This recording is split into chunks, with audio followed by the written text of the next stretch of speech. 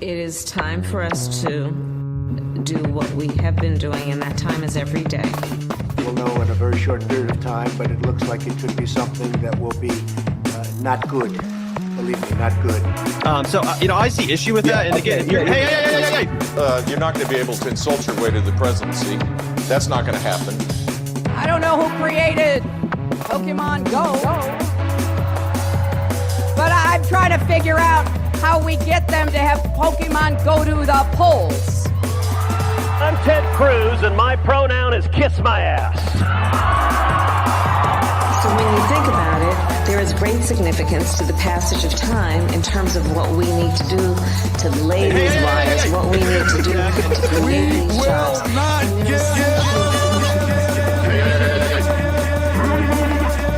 America is a nation that can be defined in a single word. I was going to put Not good.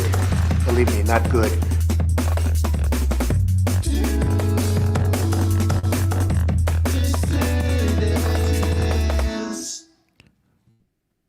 Hello, dissidents. Welcome, one and all, to our flagship Sunday evening broadcast of the Do Dissidents podcast. My name is Keaton Weiss, here with Russell Dobular, of course.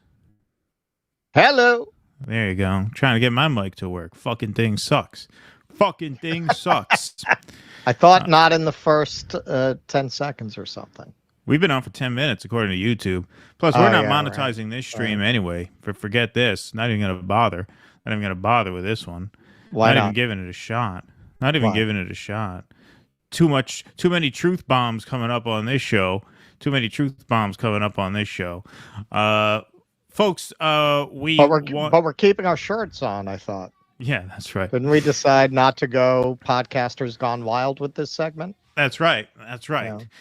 That much we can say. Hey, thanks all for being here. 895 in the YouTube chat, 887 in the Rumble chat. Wonderful crowd to start the show. We have a very special guest, Kshama Sawant, coming up in just a couple of minutes. But I do want to start with a little bit of a public service announcement here. One of our peers in this space, the Trailer Park Pundit, is having some health issues. She is battling lung cancer right now, and we're all pulling for her. But she has a GoFundMe because in this, the greatest country in the world, you need to raise money when you get sick. And so if you can help her out, the link is very difficult to, I wish it were catchier, but that's the link right there. Take a screenshot of this right now, or write that down, or do something with it. Take a screenshot of your phone if you're watching on the phone, or your computer, whatever you got to do. I'll leave it up for a few seconds, but you guys know what to do. Let's pad that envelope there for Shonda Masta. Please and thank you very much. So that's important. I found out about this. You can see our friend Indy has a donation in there. I found out about this watching a video clip of their show. I did not know she was sick until I saw that a couple days ago. So please make that happen for Shonda if you can. Solidarity, of course. And we'll put that link up once again through the broadcast so that everybody has it. But there should be a rewindable stream. And so make sure you get that link down and take care of that so that we can raise some money for Shonda. We're going to jump right in, folks, because we do have our friend Kshama Sawant waiting. She is going to join us in progress for this segment here because a horrible, horrible event took place in the West Bank. Israeli soldiers fatally shot an American woman at a West Bank protest, a witness says. So just to set this up, from the AP, Israeli soldiers killed an American woman demonstrating against settlements in the West Bank on Friday, according to a witness who said she was shot while posing no threat to Israeli forces and during a moment of calm after clashes earlier in the afternoon. Two Palestinian doctors said 26-year-old Aysenur Eygi, of Seattle, was shot in the head. The U.S. government confirmed Eygi's death, but did not say whether the recent graduate of the University of Washington, who is also a Turkish citizen, had been shot by Israeli troops. The White House said it was, quote, deeply disturbed by the killing of a U.S. citizen and called on Israel to investigate what happened. The Israeli military said it was looking into reports that troops had killed a foreign national while firing at an instigator of violent activity in the area of the protest. Eygi, a volunteer with the activist group International Solidarity Movement, was attending a weekly demonstration against settlement expansion that has been held for years and has often brought Israeli crackdowns and protester stone throwing. Jonathan Pollack, an Israeli participating in Friday's protests, said the shooting occurred shortly after dozens of Palestinians and international activists held a communal prayer on a hillside outside the northern West Bank town of Baita, overlooking the Israeli settlement of Ivatar. Soldiers surrounded the prayer, and clashes soon broke out, with Palestinians throwing stones and troops firing tear gas and live ammunition, Pollack said. The protesters and activists retreated and clashes subdued, he said. He then watched as two soldiers on the roof of a nearby home trained a gun in the group's direction and fired. So here is a video with this activist mentioned in the piece. Jonathan Pollack. I was there when she was shot. We got to Beta for the weekly demonstration against the settlement there. The army was already present where people pray in protest of the settlement. As soon as the prayer ended, clashes ensued, and the army shot tear gas and live ammunition immediately. We were forced to retreat down towards the village and ended up standing at the outskirts of the built-up area of the village, about 150, 200 meters away from where the soldiers were. We stayed there for about half an hour. Soldiers at some point took over a rooftop that has a view of the entire area, including where we were. It was quiet. There was nothing to justify the shot. The shot was taken to kill. There were 2 shots fired from the rooftop. I've been doing this for 20 years. I know the difference in sound between tear gas, rubber-coated bullets, live ammunition. These were 2 separate shots of live ammunition, shot one after the other. The first one hit a metal object, and then a young man from the village in his thigh. And then I heard another shot. And then I heard people calling my name in English, saying, we need help, come help us. I ran over there about 10 or 15 meters behind me, farther away from the soldiers, into the olive groves. I found her lying on the ground beside the tree, bleeding from her head. I put my hand under her head to try and stop the bleeding.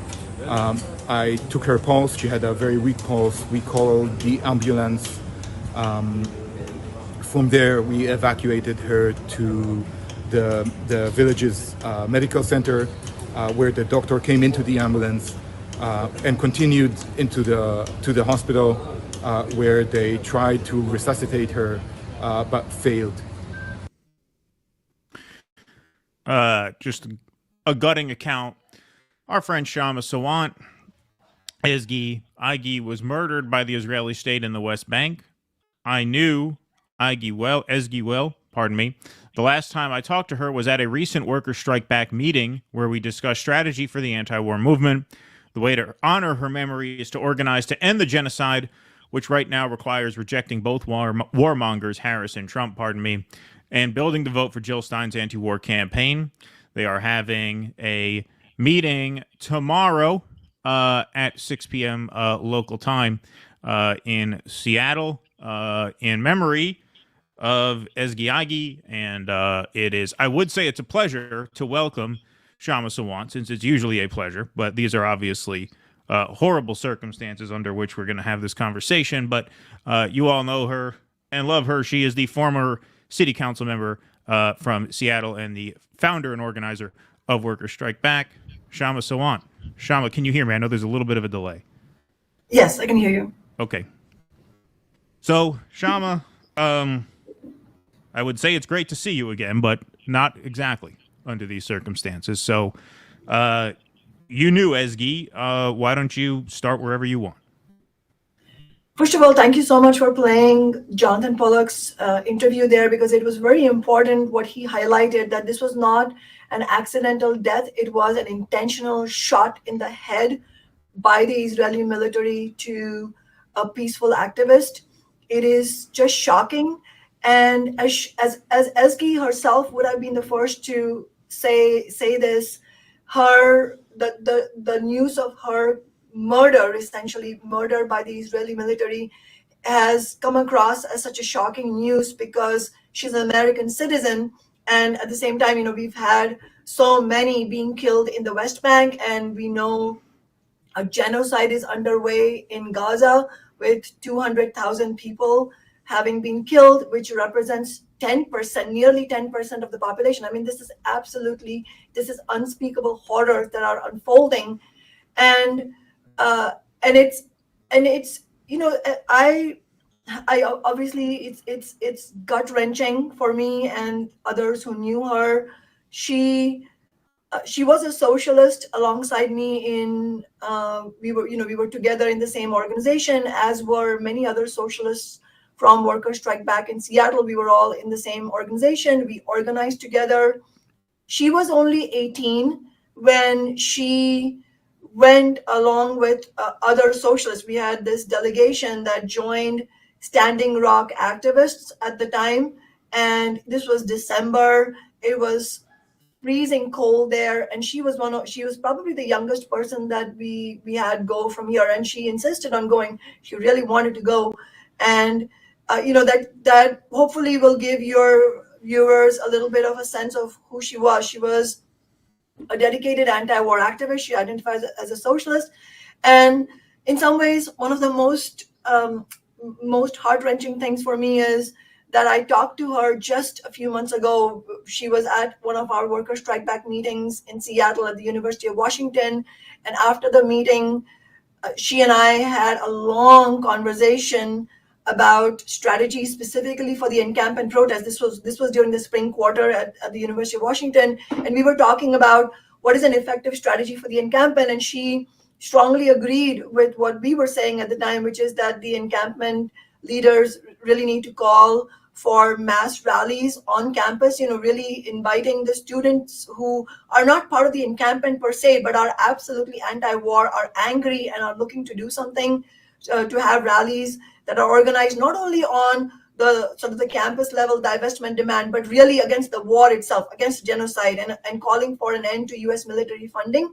And also, I think the elephant in the room, and this is going to matter even for the fall quarter again, or fall semesters again, is that the student movement really needs to link up with the Jill Stein campaign, because it is really important that all sectors of the anti-war movement just break from Harris and Trump. And so these were the questions we were talking about, and she strongly agreed with many of these positions. And it's just, I don't know, I don't have words to describe the feeling of utter loss and tragedy, and also anger that we're feeling.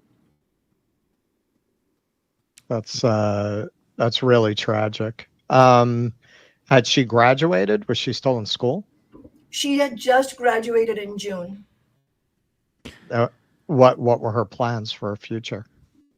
I don't know what exactly her plans were, but I know that she was studying psychology and Middle Eastern studies, and I know that whatever she would have done, she was going to be a dedicated activist, and at this moment it was her focus, as ours was, on organizing to end the genocide. Now, she goes over there, an American, Shireen Abu Akleh was an American as well. What other country gets to just kill Americans and get away with it? And, we issue some milquetoast statement. Remember when Otto Warmbier was abused in a North Korean prison, and he came back and he died? And the general consensus here was, how dare they do this to one of our... I mean, what happens to Israel? They could just what? They could just shoot Americans? Even if you are an anti-Palestinian racist. Shireen Abu Akleh was an American. This beautiful young woman here is an American. Nothing happens. They could just shoot Americans in the head. I think that's absolutely what stands out, is that even the killing by the Israeli military of American citizens has not slowed the advance of the bloody policies of the Biden-Harris administration 1 inch. I think that's really the point to be highlighted here, and it's and that can only be explained. The fact that the Israeli state is getting away with this can only be explained by the fact that it is in the interests of US capitalism and imperialism to allow this genocide to continue unabated. And in fact, they're not allowing it simply by not speaking up about it or something like that. They are actively enabling it by tens of millions of dollars of US military funding, and that has continued unabated. And in fact, it's not even, as we all know, it's not an incidental aspect of what the Israeli state is doing in Gaza and the West Bank. The weapons that the US imperialism is sending them is the backbone of the genocide. And so we've said before that the blood of the people who have been killed, the Palestinian people who have been killed in this genocide, is on the hands of Biden and Harris and the Democrats and Republicans. It has to be said the blood of Eygi is also on their hands, and it makes me so infuriated that the Biden administration and Antony Blinken, all of them expressing condolences.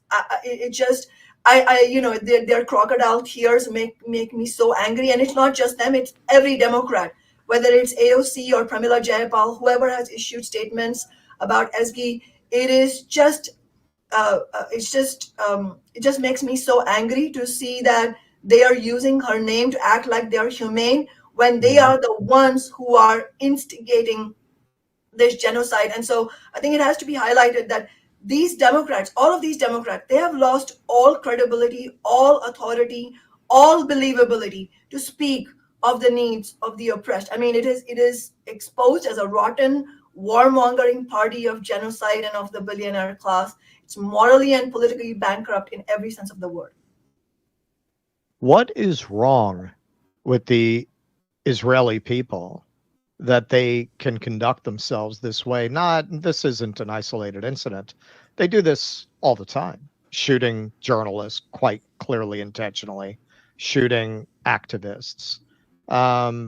What do you think allows them to conduct themselves this way, especially with, obviously the Holocaust is really the founding myth of Israel. I mean, the founding central story, not saying the Holocaust is a myth.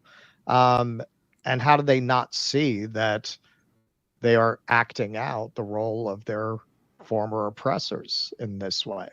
Because when you hear these things, it's just unlike the behavior you hear of any other state really on earth. I mean, even when you consider some states that we would consider horrible, you just really never hear a state that is so consistently committing these acts that are just absolutely barbaric and yet is celebrated as this oasis of Western values, which, given the history, it may very well be, but not in the way they intend that phrase. Yeah, I think it's impossible to understand this, as obviously Russell and Keaton, you know this. It's impossible to parse through this and understand what's happening and in the Israeli consciousness without looking at the systemic aspects of it. I mean, the Holocaust might have been used as some sort of moral sort of dressing up, justification of the whole history of the decades-long history of Israel and the oppression and the killing and the occupation of the Palestinians. But really, that's not, as we know, that's not what explains what actually happened. And that is absolutely not what explains the genocide either. It can only be understood through the full truth, which is the reality of Western imperialism, which is tied up with the interests of capitalism, and the interests of US imperialism being very centrally served by having a state that is that allows them to have an absolute control over that region. And obviously it is about oil interests, but it's not only about oil interests. Obviously that's a central component, but it's also the overall agenda of US and Western imperialism. And it wasn't just the US in the beginning, it was British imperialism as well. But it's, it's overall the interests of Western imperialism, right now predominantly US imperialism, their interest in maintaining unshakable control, entrenched control over that region, and that this is the only way they have been able to do it. And in order to achieve this, I mean, this is like sort of the shorthand history version of the history of many decades, obviously, but in order to make the Israeli state and the creation and then the maintaining of the Israeli state as this crucial and essential bulwark of US imperialism and Western capitalism in the oil-rich Middle East, that process also inevitably included just the a very conscious and intentional and systematic fostering of extreme Zionist visions and the sort of the ideology and all of you can't understand why this kind of extreme Zionist ideology developed without understanding that that is actually part and parcel of the project of capitalism and imperialism. It's not that just some people just decided to be really, really bad and really, really evil. It is evil, absolutely evil, but the evil comes out of these systemic necessities of capitalism and imperialism. And so in order to dismantle this evil that has been perpetrated on the Palestinian people for decades, we are also going to have to understand what's at the root of this, and understand that in order to address this, it will require an almighty mass movement against imperialist forces, and this will have to happen internationally, and that also will end up putting all kinds of it will actually create openings in the Israeli, the peak consciousness of ordinary people. Obviously, as we know, unfortunately, we are in a situation right now where the sort of the very negative ideas towards Palestinians, there's a significant component of that. There's a preponderance of those ideas. But what I'm trying to say is that history shows that it is possible to shake that kind of consciousness and build solidarity across religion, across ethnicity, but that is only going to happen on a working class and anti-imperialist, anti-capitalist basis, because these what we're seeing, these absolutely deep divisions, and then as a result of that, all of this horror that is being unleashed is a result of divide and conquered or divide and rule policies. And it inevitably happens that this kind of brutality will be unleashed on a section of the population in this region, and that's what's happening. So I think at the end of the day, the global anti-war movement has to have as part of its objective to really win over a section of the Israeli consciousness as well. I mean, we've seen examples, I'll just end on this, we've seen examples where it seemed completely impossible to shake consciousness from a very bad position. I mean, some of us are old enough to remember what happened right after 9/11. I mean, the sentiment of the overwhelming section of the working class in America was actually in a very bad place. Mm-hmm. Because of what happened. Americans actually supported the bombing of Afghanistan, and initially many did support the launching of the Iraq war, but then an anti-war movement did develop, and it was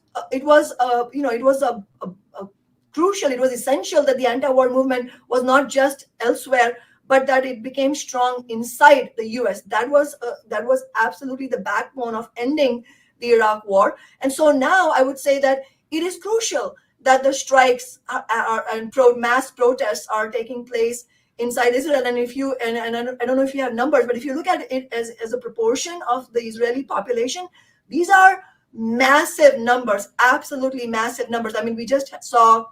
But remember, Kshama, they're not protesting on behalf of the Palestinians. No, they're protesting for the hostages. Yes, that's true. No, that's true. I mean, there's a small section of the population that is, I mean, we know there are socialists Jonathan there, we know Pollock is there are Israeli, Marxists sure, there, yeah. there are people on the left. I just want, it's important that we acknowledge that seed, because that seed is crucial. Elon Pape. Sorry? Elon Pape is back here. Yeah. I mean, there are people there.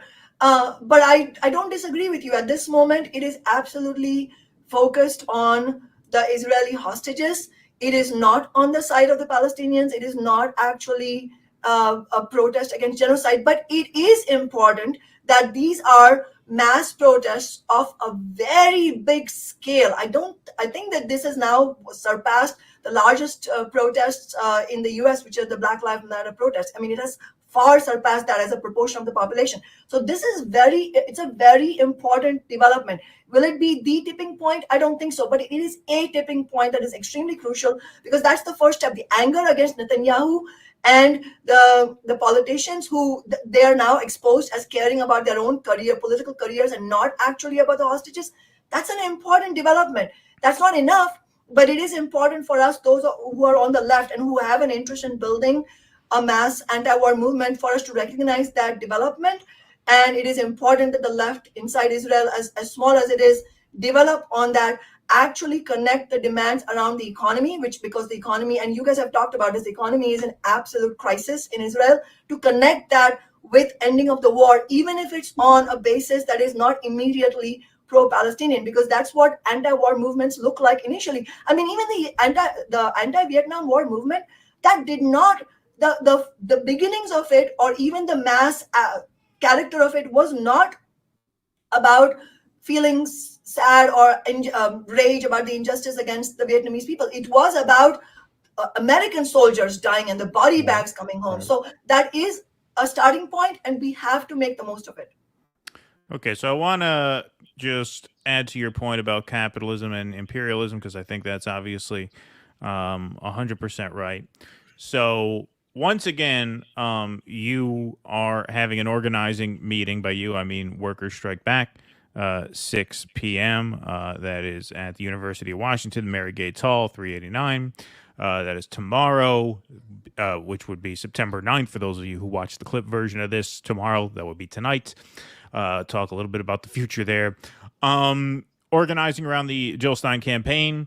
We talked at length about the Jill Stein campaign last time you were on, which was not that long ago. Despite whatever differences we may have about the efficacy and efficiency of that campaign, I would absolutely grant you that she's by far the best candidate with broad-based ballot access. And so if you're going to vote for someone, it's a no-brainer to vote for Jill Stein. I don't have any reservation about saying that. But, Kshama, you are a labor organizer, and I don't know how up-to-date on the show you are. I won't quiz you on how much homework you've done. But I have been talking recently much more about the absolute necessity, in my view, of a general strike as the only way forward. Because realistically, one of these two villains, Kamala Harris or Donald Trump, is going to be the president for the next 4 years. And in the, as far as the eye could see, we're going to have opponents and adversaries at the highest ranks of government. And so I think, convincing ourselves we can rally around the right candidate to get the right government in place is probably the wrong way to go long term. I understand this is an election season, and, organizing a vote is one thing, and that's fine. But I don't see any other alternative but mass work stoppages to take the fight to the system as represented by either Kamala Harris or Donald Trump. What do you think about that? Oh, it's not an either or. I mean, absolutely, we do need massive strike actions. We need general strike actions. In fact, one of the things that Workers Strike Back has been calling for is to begin with a one-day coordinated general strike across the nation to shut down the U.S. profit machine. And that is no election strategy is ever going to be, no matter how good the candidate might be or what the prospects are and so on. I'll come to that in a second. But regardless of that, there is no substitute for labor action. There is no substitute of strike action. It is, however, we especially in Workers' Strike Back, we cannot just say that we need a general strike and then leave it at that, as if we have delivered our responsibilities. I mean, our responsibilities go far beyond that. For us, it's also answering the question, how do we get there? Yes, I can call for a general strike, and we have, worker strike back has been, but we are not stopping there. We are also grappling with the question of how do we get there.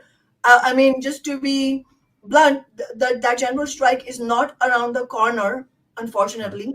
And what is the central, obviously the larger problem, the larger central problem why we are not there yet is the character of the vast majority of the labor leadership, which is mostly, as I've said before on the show, business unionist, meaning they see their overall role as mediators between bosses and workers whose interests are diametrically opposed, as opposed to fighting for their members, which means organizing their members. That's not what most labor leaders do. And even when they do it, for example, in the UAW, they don't actually take it up in the way that we would call for it, like all-out strike and so on.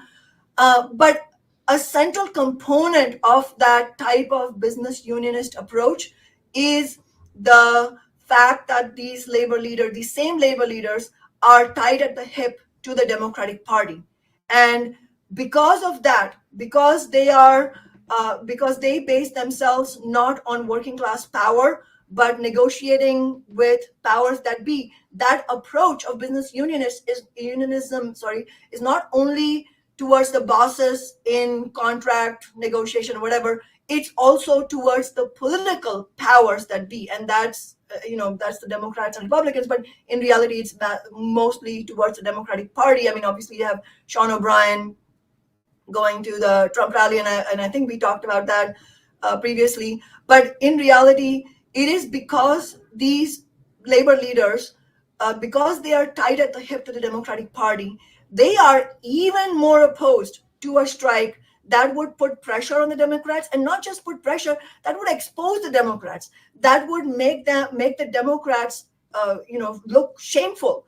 These labor leaders are not going to call for that. So it is not enough for us to say a general strike is needed. It is incumbent upon us, on those of us who are leading in the left, to provide a strategy and actually point forward. Like, how can we get to that point where we can have massive strike actions on this political issue, around the genocide, and then for that to then put enough pressure on the labor leadership to then call for a coordinated strike, or in other words, a general strike nationally. We are not going to get to that point unless we challenge inside the labor movement, and especially towards the labor leadership, provoke this debate inside the labor movement about breaking from the Democrats and Republicans. And that is the need for that type of strategy is why Worker Strike Back is supporting Jill Stein, not because we believe she will win.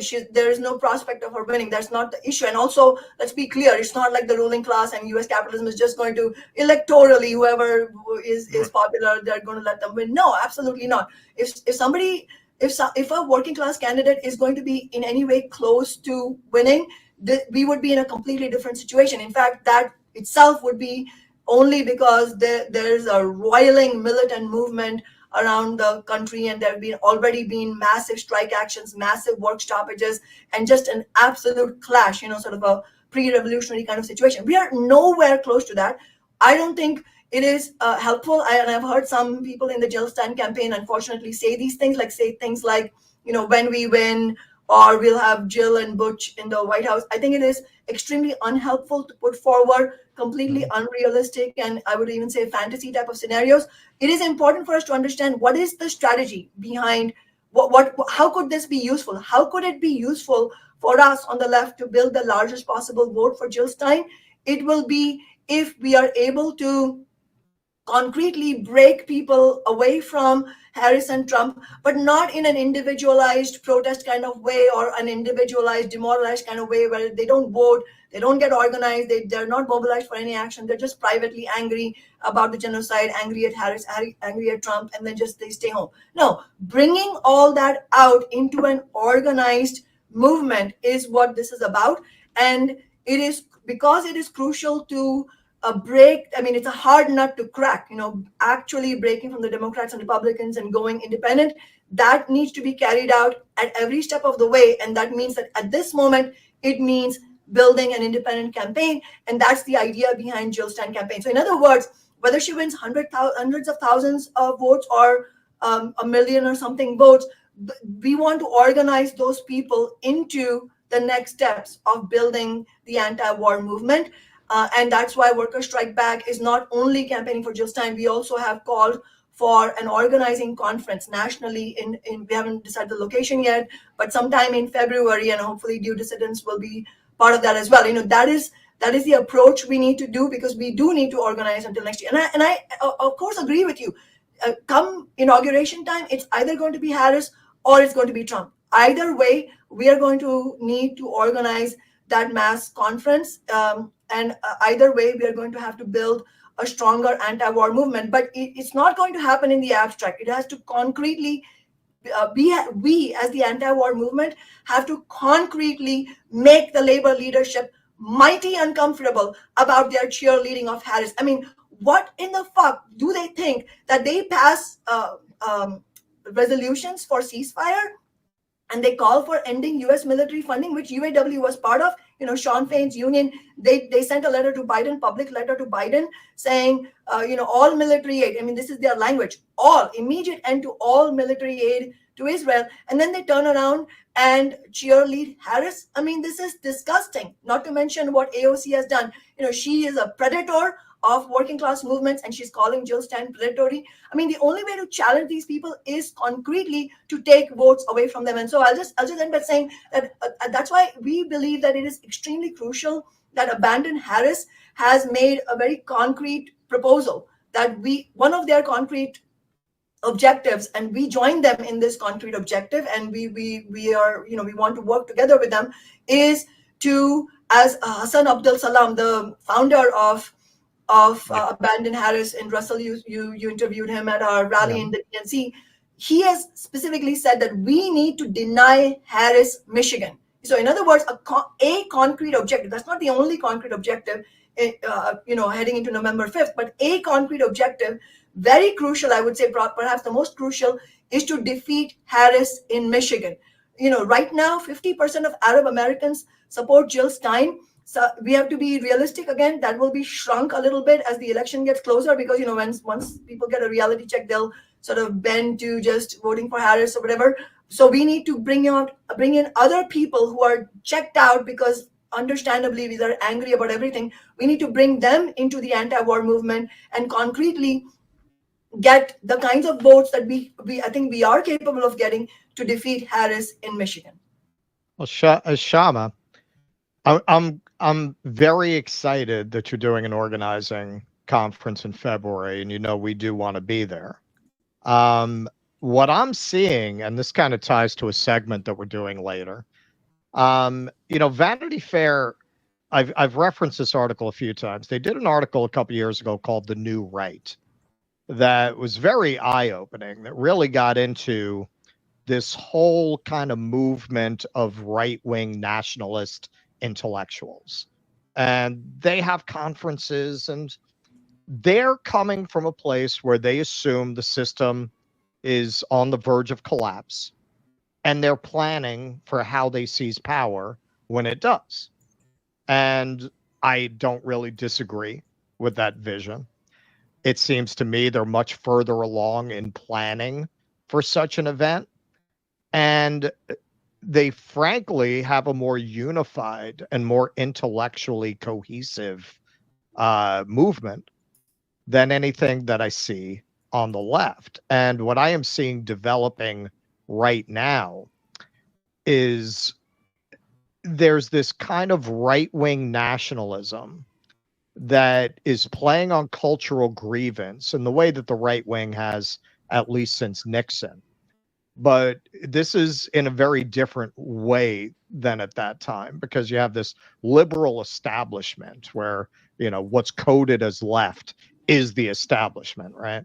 So they can really make these claims beyond what Nixon was ever able to do, that they are really anti-establishment. And they're anti their own party. The GOP is representing the right wing in the duopoly. They reject all that. And I got to say, because they have a more cohesive vision. They have a more cohesive message. From what I can see, I don't have numbers for this, but my finger in the wind, they're winning. They're winning. They're a lot of those disaffected people who, if there were a clear argument coming from the left that addressed their concerns, those people might wind up in those movements. They're winding up being seduced by what I consider a lot of hucksters, clowns, and con artists. But they understand how to play on these grievances much better than the left does, maybe partly because they're unmoored from the need to provide for these people, and all they really feel a need to do is provide them a platform to vent their anger, their frustration, their sadness, their bitterness. I don't see a left that has a response to that. I see the left losing power, not gaining power at this moment. The anti-war marches are encouraging. Yes, that's something to build on. But when you look at where the overall drift of anti-establishment sentiment is going, it's going to the right. It's really going towards people, Trump apologists, and people who think Tulsi Gabbard and RFK are left wing or something. It's going over there. They're winning that conversation. I think, first of all, just to agree with one of the things you said, Russell, is that part of why the right wing appears cohesive, as you sort of answered your own question, which is that is because they don't need to offer any solutions. They're just offering a platform to vent, and they sound anti-establishment, and that's a starting point for a lot of people who feel completely, not only materially completely betrayed, in terms of just horrendous standards of living, and just feeling, not being given even basics of housing, healthcare, and education and jobs, but also being condescended to. I mean, the whole, the Hillary Clinton calling people deplorables. That's a huge part of it. I have been going on about the cultural signaling for as long as we've had the show. Because I know how that reads to people. I know. Yeah, but if I could interject a bit of optimism here, because I think you're right to a large extent, but also, like, the electricians unions have called for a ceasefire. Those are pretty ordinary blue collar people who are offline. I mean, the right is definitely winning over a lot of dickless douchebags who spend all day online. There's no denying that. But I think it's important to keep a sense of perspective about how many of those there are. Welcome to the show, Kshama. Yeah, welcome to the show. I'm glad you interjected, Peter, because as you might not be surprised, I do want to come to that point. But I don't want to acknowledge this point, because it is, on the one hand, the right is much more organized right now, and the left, and it is mainly a reflection of the left being disorganized. Not like the right has to do much. It just has to make use of the vacuum. That's all they need to do, because they don't actually need to win anything, because temporarily they will occupy the consciousness, and as Keaton said, not really of a huge section of the population, but as a significant minority. And it is dangerous. So on the one hand, we should not underestimate it and the dangers of the right wing. It is dangerous. But on the other hand, we should also not ascribe sort of superhuman powers to them, because it is the Democratic Party elite and the people who are associated with them are so insulting towards ordinary Americans that it doesn't take much to get beyond that. I mean, I just wanted to give you a concrete example, and then I wanted to answer the larger question. Is that when we had, when Trump was first elected, remember there were massive protests. Socialists like me, our organization and my office at the time I was on the city council, we led big protests, including shutting down SeaTac Airport, in near Seattle, in response to the Muslim travel ban. That was us. We organized that shutdown, and at that time, at one of the rallies, I said, we need to shut it down. His inauguration, and I was politically speaking. And somehow that clip ended up going viral on all kinds of right-wing websites and Facebook groups. And the city hall phone line was jammed. And we were getting pummeled with phone calls and emails, because the right had incited people to calling us and and really saying, and I got all kinds of messages like, go back to Pakistan, go back to Turbanville, go back. I mean, they never got the country right, but it was go back somewhere else. Go back to Mexico. But the highlight of this story that I want to share with you all is that at that time, when the phone lines were jammed, but some of those calls actually ended up getting to our office, and my fellow socialists who were in my office, Adam Zimkowski, Ted Verdone by name, they fielded those phone calls, and their report of those phone calls was, and I overheard some of these phone calls myself, is that they, the people who called us didn't agree with us because we're socialists. We are on the polar opposite of the right wing. But what they did say was that, dude, nobody's ever talked to me with so much respect. I really thank you. I mean, I get shat on by the Democrats all the time. Right. That's the highlight. I mean, there's a whole world out there of America that has tens of millions of working people who will fight on a working class basis if we can reach them on the left. And that is now the crux of the issue, that the complete, not only failures, but the actual betrayals of the left is the reason that the left is so weak right now. And that is why those of us who understand all this, we don't have the luxury of sitting on the sidelines. That is why we are so strenuously organizing, because we know that this is the correct thing to do. This is the thing to be done at this moment. And the betrayals of AOC, Bernie Sanders, the rest of the squad, not to mention all the other, trash, the Congressional Progressive Caucus or whoever it is, their outright betrayals. All of this is the reason why, even though the left had started gaining some ascendancy, through the election of the squad and all of that is gone, completely gone. The betrayals and the selling out by the Black Lives Matter leaders, all of this is in the picture here, and the right is absolutely gaining from that. And that's one of the reasons actually we launched Worker Strike Back, because of the total vacuum of the effective leadership on the left. And when we launched it, I said in my speech that if we had the leadership of big unions doing this, we wouldn't be doing it. I mean, we're small, but we're doing it because it needs to be done, and they aren't doing it, and we can't hold our breath for them to do it. And that's why, for us to be effective, we need to orient to all the major developments. Obviously, the presidential election is a big part of this. Just one other thing I'll share is that one of the concrete things, obviously, I agree calling for the strike and agreeing with Abandon Harris to specifically make a target out of Michigan and defeat Harris there. In addition to all of that, Worker Strike Back is also calling for union members to put forward rescind Harris endorsement resolutions in your unions. And actually, we have a Worker Strike Back member who is a UAW member in Illinois, who is actually putting this forward in their union. And, hopefully we'll have more to report on that. We don't expect to win the resolution, but what we do want, and we are capable of doing, is provoking a debate that the labor leadership really does not want. And then the other thing we should mention as part of this whole story of what needs to be done is the Muslim American community, and specifically within that, the Arab, and specifically within that, the Palestinian American community. This is a very significant, this is a historic, Abandon Harris, the formation of Abandon Harris.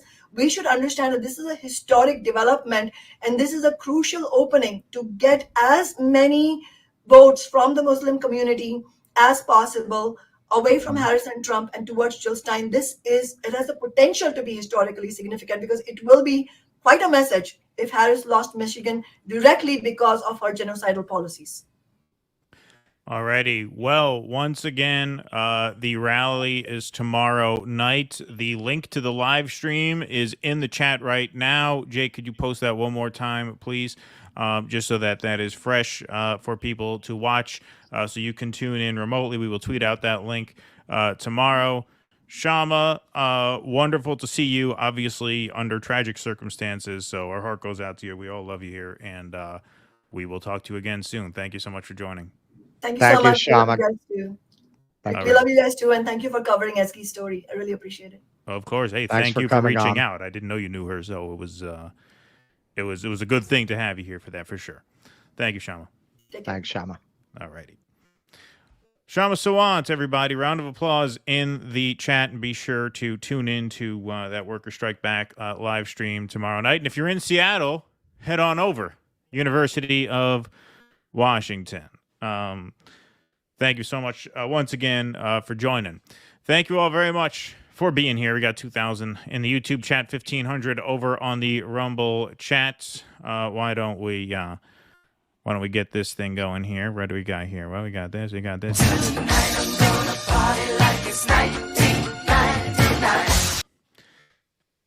Shout out to Jake in the booth. Field and Rumble rants tonight. Round of applause for Jake. Britsman, thanks for the $1.99 on YouTube. Keat seems shy about YouTube drama while Russ revels in it. Why? Because what is this? Am I shy about YouTube drama? I don't know. Maybe we tried to, maybe it was because of the last Vanguard segment. I tried to like move through it a little bit, but no, generally, I mean, we have a little bit of that tonight. It's not really drama. We have a rule about that stuff. We like to cover it when there's a larger issue to talk about, which tonight there certainly is. JM, yeah, I mean, and that's, if we're talking about the Cooper segment, that's not YouTube drama. No, that's not what they're talking about. I think they're referring to last time. Oh, we're doing the Kyle thing. Kyle. The Kyle thing. No, the Kyle thing was my thing today. Yeah, that's his. I didn't put that. That's together. mine. That's mine. I got a bone to pick with that fellow.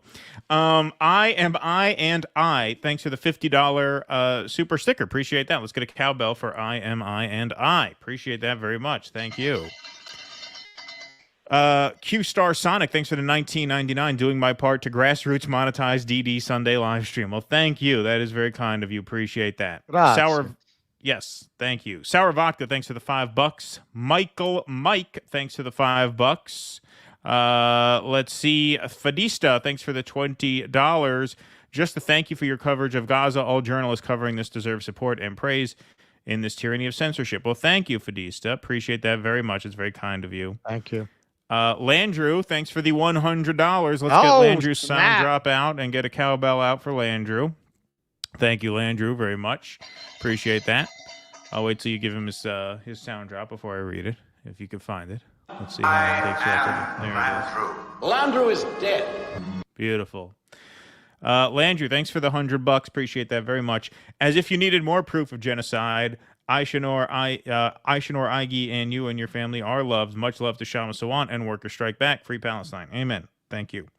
Thank you very much, Landrew. DC, thank you for the $5. Trailer Park Pundit is every Monday at noon Central, and Shonda also co-hosts Beauty and the Boomer Saturday nights at 9 p.m. At Trailer Park Pundit. She also has a Cash App, Trailer Park Pundit. Thank you for that. And DC says, thanks all for sharing her GoFundMe. So, yeah, we'll put that on here once more while we're doing Super Chats. And, yes, obviously, you don't have to thank us for that. Did we put in the link for my tour? Did we forget that? Was I supposed to? I mean, yes, I did forget that. If I was supposed to do that, then, yeah, I forgot because I know that I was supposed to. I mean, it's really not on you. I don't think I ever brought it up. Okay. There's the link for Shonda's GoFundMe. Posmo, thanks for the $5. A pro-Palestine rationale for Trump exists. All right, very good. Media hates him so much, they'll probably criticize him if he supports the genocide as Biden does. Great plan. Great plan. The media will criticize him. All right. That's a hell of an idea there. I'm sure he gives a fuck that the media will criticize him. I'm sure he cares a lot about that. Web Angel PB, when you guys interviewed Jill Stein, could you get her VP as well? Thanks. Okay, well, we weren't going to bring this up to Kshama, obviously, and, we weren't going to, I had no interest in getting into the nitty gritty, but, the day after the Workers Strike Back rally, Kshama, because she's a real deal organizer, reached out to us and say, hey, I got a guy I want you to interview from my organization. When we tried to reach out to the Greens, nothing. I mean, an invitation is out to them.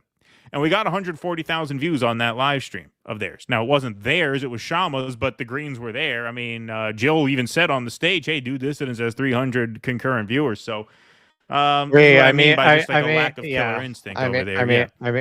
Since Keaton's spilling the tea, we asked for a statement from both campaign managers on RFK endorsing Trump, and I even followed up on it.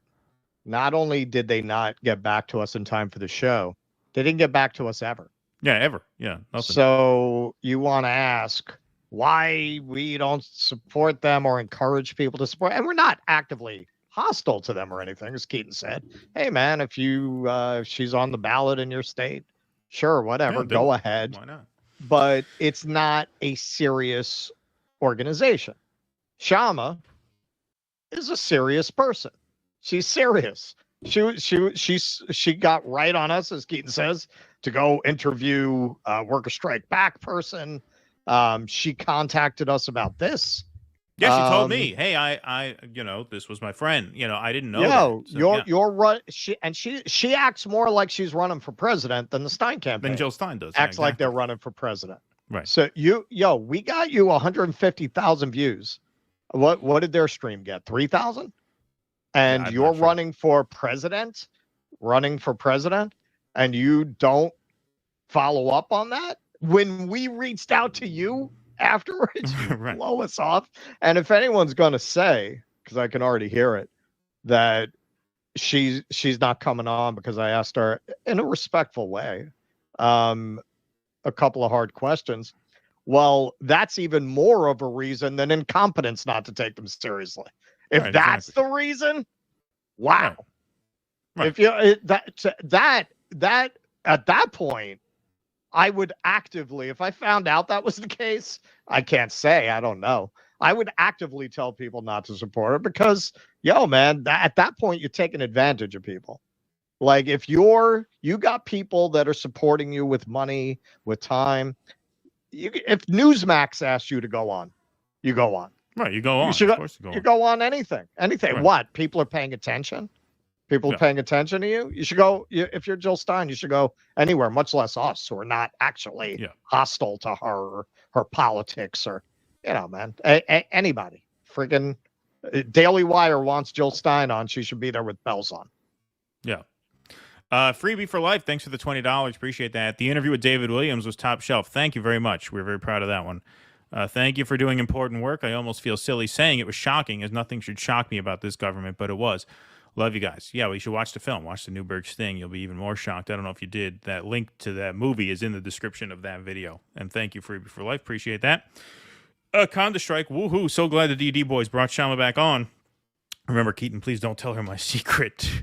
Thanks. Yes, I remember. Appreciate that. Don't worry. It's safe with me. Let's see here. Gator Pete for $20. Hey, guys, Gator Pete checking in. Got y'all playing on my computer on YouTube, and I got you running on Rumble. Hope that's cool. Of course that's cool. Going for a PET scan tomorrow to see how big my tumor is. Wish me luck. Oh, so you're Peter Monahan. Okay, so now I know who you are. Of course, man. Godspeed. Let us know. You got our email. We've been in touch. So, yes. Best wishes for you, my friend. Good luck, man. Kenman G says, I have a ham radio. Thank you for that. Appreciate that. Okay. Shina Billy says, Rob Schneider got hard when he heard the news. What news? Oh, of the shooting? Okay. Dark humor there. Thank you, Shina Billy. Kuznetsky Bassane, thanks for the $9.99. Rock on DD and stop fascism. Thank you, Kuznetsky. Appreciate that very much. Okay. All right. Let's go on to some more news of the day, folks. The top Cheney, everybody. The top Cheney has endorsed Kamala Harris for president. We talked about Liz Cheney having endorsed Kamala on Thursday. But here we are. Statements issued by President Dick Cheney. So Liz Cheney accomplished something, this says the tweet, that most of us could only dream of, convincing our Republican dads to vote for a Democrat. That's one of the lib accounts that's very proud of this endorsement. So here's a statement from former Vice President Dick Cheney. Former Vice President Dick Cheney issued the following statement regarding the 2024 presidential election. In our nation's 248-year history, there's never been an individual who's a greater threat to our republic than Donald Trump. He tried to steal the last election using lies and violence to keep himself in power after the voters had rejected him. He can never be trusted with power again. As citizens, we each have a duty to put country above partisanship and defend our Constitution. That's why I'll be casting my vote for Vice President Kamala Harris. I'm altering the deal. Pray I don't alter it any further. I'm going to give credit to Dick Cheney. He's not a poser in the sense that he made no effort to present himself as any less evil than he was. Never. Like, he does not try to present as someone who's good-hearted or means you well. It's just very kind of what you see is what you get.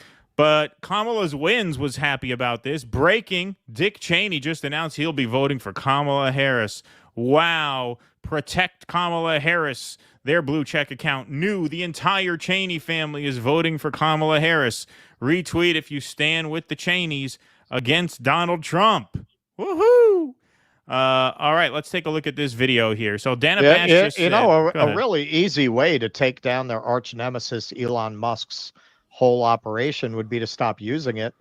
Yeah, right. No, they won't do that. No, they pay for the blue check and everything. That's right. They pay for the blue check, and they didn't even exploit the larger character limit of that, which is very concisely put. Wow. So, End Tribalism in Politics says, Dana Bash just said that Dick Cheney's endorsement for Harris is a better endorsement than RFK Jr.'s endorsement for Trump. No, I'm not kidding. They're now making the man responsible for destroying the Middle East into a hero, and the environmental lawyer who ran his campaign on saving children a villain. Okay, so I want to hear this because, all of our opinions about RFK aside, it really just does show you the bubble that is the mainstream corporate media for thinking that in the year 2024, Dick Cheney is a more relevant figure than RFK Jr. But Dana Bash seems to think so let's hear this. Endorsements, we don't really know the impact that they have all the time. RFK Jr. hasn't been in elected office. Dick Cheney was Vice President of the United States for 8 years. He was a senior member of the House. He was Chief of Staff to Gerald Ford. He worked tirelessly to advance Republican policies for a long time. You don't think his endorsement of a Democrat with that kind of pedigree is going to make a difference with swing voters? I really don't. I love to see the lib. You know how the libs get their talking points from the news? Oh, I'd like to hear a lib at Thanksgiving, Dick Cheney was Chief of Staff to Gerald Ford. What do you mean his endorsement doesn't matter? Are you aware Dick Cheney was elected vice president? Who's RFK Jr.? Whoever voted for him? I mean, the idea that Dick Cheney is more of the zeitgeist than RFK Jr. is just so transparently absurd. Dick Cheney, the number of people who look back fondly on the Iraq War, you're talking about a single-digit percentage of people. You're talking about far fewer than 10% of Americans looking back on that think that Dick Cheney made a positive impact on the world around him. You're talking about almost nobody. I don't know. When it's coming from the Ava Braun of Zionism, Ms. Dana Bash, yeah, you have to take it seriously. I saw a lot of Democrats making the formulation that Dick Cheney endorsing the Democrat was an indictment of the Republicans without it ever occurring to them that it's actually an indictment of the Democrats. Right, of course. That the Democrats have become a place that the fucking Cheneys feel comfortable. Okay, you want to say Donald Trump is so unacceptable. Well, if the Democrats were a legitimately left party, the Cheney statement, I promise you, would be, we're just not voting. Right. We're not, or we're writing somebody in. Right. That we're doing a write-in campaign. Exactly. We're voting for Dave Chappelle. We hear this podcasters trying to get him elected. He's with us on trans issues. We support his stance. The fact that they feel at home enough in the Democratic Party that they don't feel they're losing any face to support the Democrat, that the policies of the Democratic Party are adjacent enough to their own that they'd rather vote for them than make a statement of not voting, which they could very easily have just put out that statement. Well, with Donald Trump running, there's just no one for us to vote for this year. Instead, they endorse the Democrat. What does that tell you about what the Democrats have become? But if you are brain dead enough to be a Democrat at this point, that they don't think these are not deep thinkers. All the people who had an IQ above room temperature, the Mueller report was it. That was it. That now you've just really got the dregs at the bottom of the barrel. Yes, absolutely.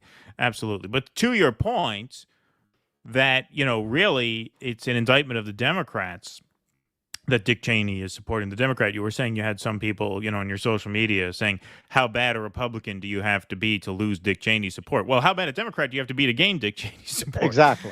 And Exactly. a perfect encapsulation of that in action are these two tweets. So Emma Vigeland says, Dick Cheney trying to rebrand as Captain America democracy lover is hilarious. His ticket stopped the 2000 recount. He helped install puppet regimes in Iraq and Afghanistan. Will of the people in those countries to be damned. He lied to the U.S. public to justify an illegal war. So, I mean, that makes sense, except for the fact, as Anya Parampil points out, it's not Dick Cheney that's rebranding, sweetie. It's that cult called the Democratic Party that's changed, and you're just along for the ride. Yes, the Democrats have rebranded. Dick Cheney hasn't rebranded. The Democrats have rebranded. And if you don't believe Anya, take it from Liz Cheney, who was on the Sunday shows this morning making this exact point about Kamala and her convention speech being something that her father would have signed off on, or George W. Bush, or even Ronald Reagan. I have never viewed this as a policy election. Right. But I think that it's a very important point. If you look at Vice President Harris's speech, for example, at the Democratic Convention, it is a speech that Ronald Reagan could have given. It's a speech that George Bush could have given.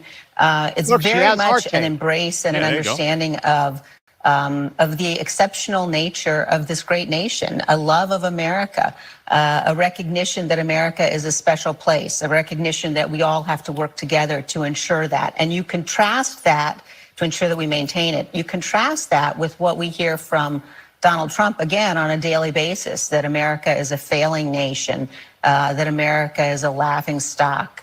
The trash talking of the United States of America, you mean the truth? Very much is part of the message that Donald Trump is pushing. And so at the end of the day, I think it's important for people to recognize he's not a conservative. There you go. There you go. It's the Democrats that have rebranded. That's why Liz Cheney approves of that speech.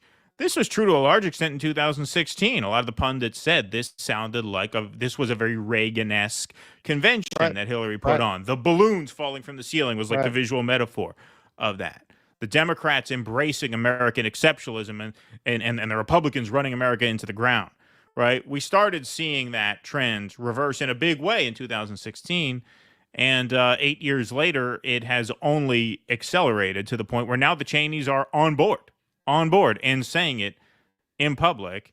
And now, to be fair, the typical libs were a bit shyer about touting his endorsement than normal because Dick Cheney is particularly odious. But, you have Kamala's wins out there bragging about this. You have Dana Bash trying to make this into a thing, even though it's not. But it just does show you how insulated from reality so many of these elites are, that they feel this is really significant and really indicative of a moral imperative to support Kamala Harris when you have the endorsement of, easily top 5,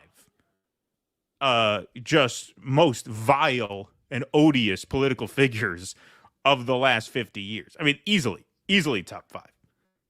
Yeah, but you're talking about people who get hot and bothered when George Bush shares a candy with Michelle. Right.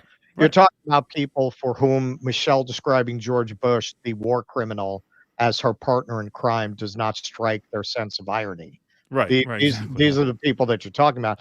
I haven't seen polls on it lately. I think they might have realized that the numbers were not necessarily flattering to Democrats.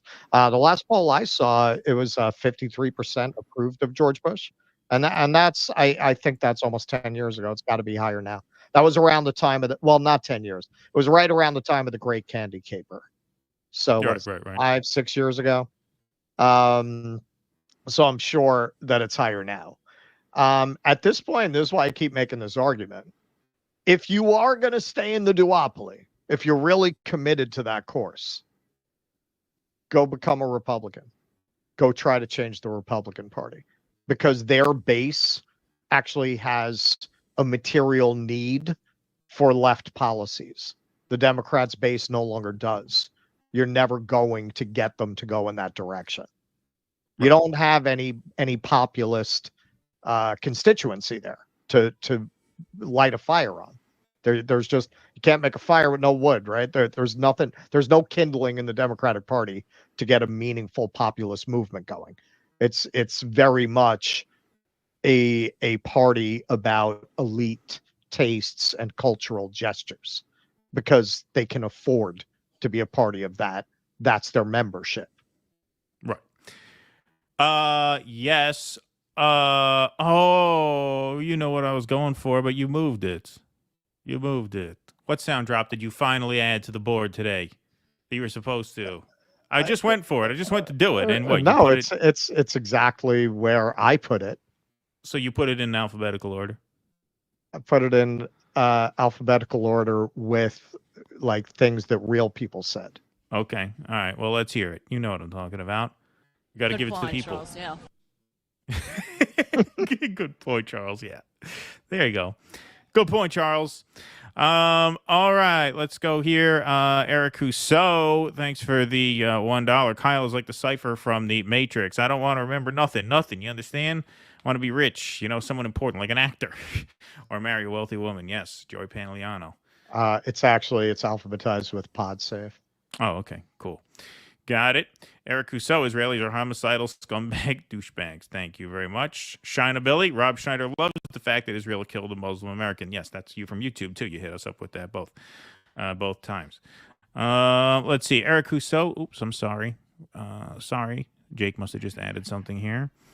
Good thing Kamala is going to bring the joy to funding and arming genocide. Thank you. Rachel Corey, never forget her name. That's right. Another activist killed over there. Yep. Just keeps happening. Eric Rousseau, the Israelis Pod Loves Genocide podcast must be full of Kamala joy over the killing of her. Yes. The two nice Jewish boys, right? That's what you're talking about.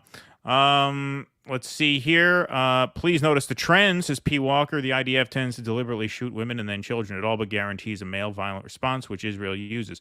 Well, I wasn't going to get morbid with Kshama there because it was her friend. But the fact that they shot her in the head is proof that it was an intentional, basically. Of course. Law enforcement, and I assume military, I don't know this, but I know law enforcement is trained to shoot at the torso, right? You're not trained to shoot at the head. If you shoot at the head, that's an intentional kill shot. Right. Yeah. Right. So there's no question about it. They literally execute journalists and activists. Yes. It's executions. It's execution. Yep. Huck Flem. Hey, do you guys remember 1 year ago taking a train up to the Northwest? I sat across from you guys, but had just subbed the week before.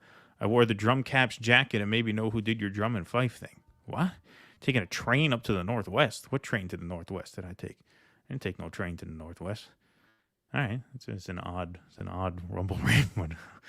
Okay, all right. Gotta make sure the door is locked tonight before I go to sleep. Eric Rousseau. So is Kyle really a trans man? Seems junkless Ken doll Kyle's transition, being he has no balls. Oh, that's mean. See, is that what you mean by saying that see? I don't like YouTube drama? Yeah. As below the belt, Eric Rousseau. Canada strike. P.S. I have the same kafia as Kshama. Okay, good, excellent. Solidarity to you. Okay, all right. Zionism is about more than capitalism. It's about turning fantasy into reality. Yes, well, yes, I do. Well, I mean, I think part of her point there is that the reason the West installed Israel in that region and continues to support it is a capitalist motive. Absolutely. There's no question about it. I mean, there are aircraft carrier. How much more on the nose could it be? Right. That's absolutely why they're there. No, so she's absolutely right. They've taken advantage of this cultish movement to serve Western economic and political interests. Right. Yep. 007 Angelo, I would vote for Kshama for president tomorrow. I love it when she curses because I'm a New Yorker. She's a true progressive. Maybe the only one left, sadly. Thank you, 007 Angelo. Yeah, we try to bring the cuss words out of her. We try to bring it out of her here. We got her going. I mean, we're good. We have a knack for it. We got her salty. We tend to bring out the worst in people in that way. We tend to bring out the most vulgar. We're like the devil. Yeah, exactly. SJ Tough, there is no left on a national platform, only far right and further right. We need to rebuild a left in this country. Thank you very much. We do. I mean, I didn't want to, the segment was going for a while as it was. We had other stuff to get to. I could have talked to Kshama for another hour on that subject. Oh, yeah. Hey, look what happened, man. Joe Rogan endorsed Bernie, and Bernie declines the endorsement. That well, he didn't. AOC was pissed that they didn't. Yeah, and so Bernie didn't jump on that. He could have gone on Joe Rogan to talk to him, right? You Well, could have won you could have won these people over. Yeah, but he should have gone. He should have gone again. He basically endorsed him. Yeah. And what did they do? They blew it off because AOC didn't like. Come on, man. So that's part of how we got here. That's part of how you have this fucking clown show of intellectual dark web Zionist grifters winning over a lot of economically depressed people because they like that they jump up and say they're taking your jobs, They like that shit, and that's it. They don't offer any meaningful solution to give you back your job. Right, of course. All right, let's go to Posmo for $5 on YouTube. Kshama is unaware that the Congress made general strikes a crime in 1947, Taft-Hartley legislation. Political strikes and sympathy strikes are illegal. Well, just got to do it anyway. Moose World, thanks for the $9.99. Unrelated, but my union local 1556 marched in the Labor Day parade yesterday, and Chuck Schumer, popped out right in front of me, surrounded by a bunch of low-T fatties holding up Schumer for labor signs. Thank you, Moose World. Shinabilly says Eventbrite cancels pro-Palestine fundraisers. Is that true? We have not heard of that. They didn't cancel our show, luckily. I didn't know about that, Shinabilly. Thank you for the heads up on that.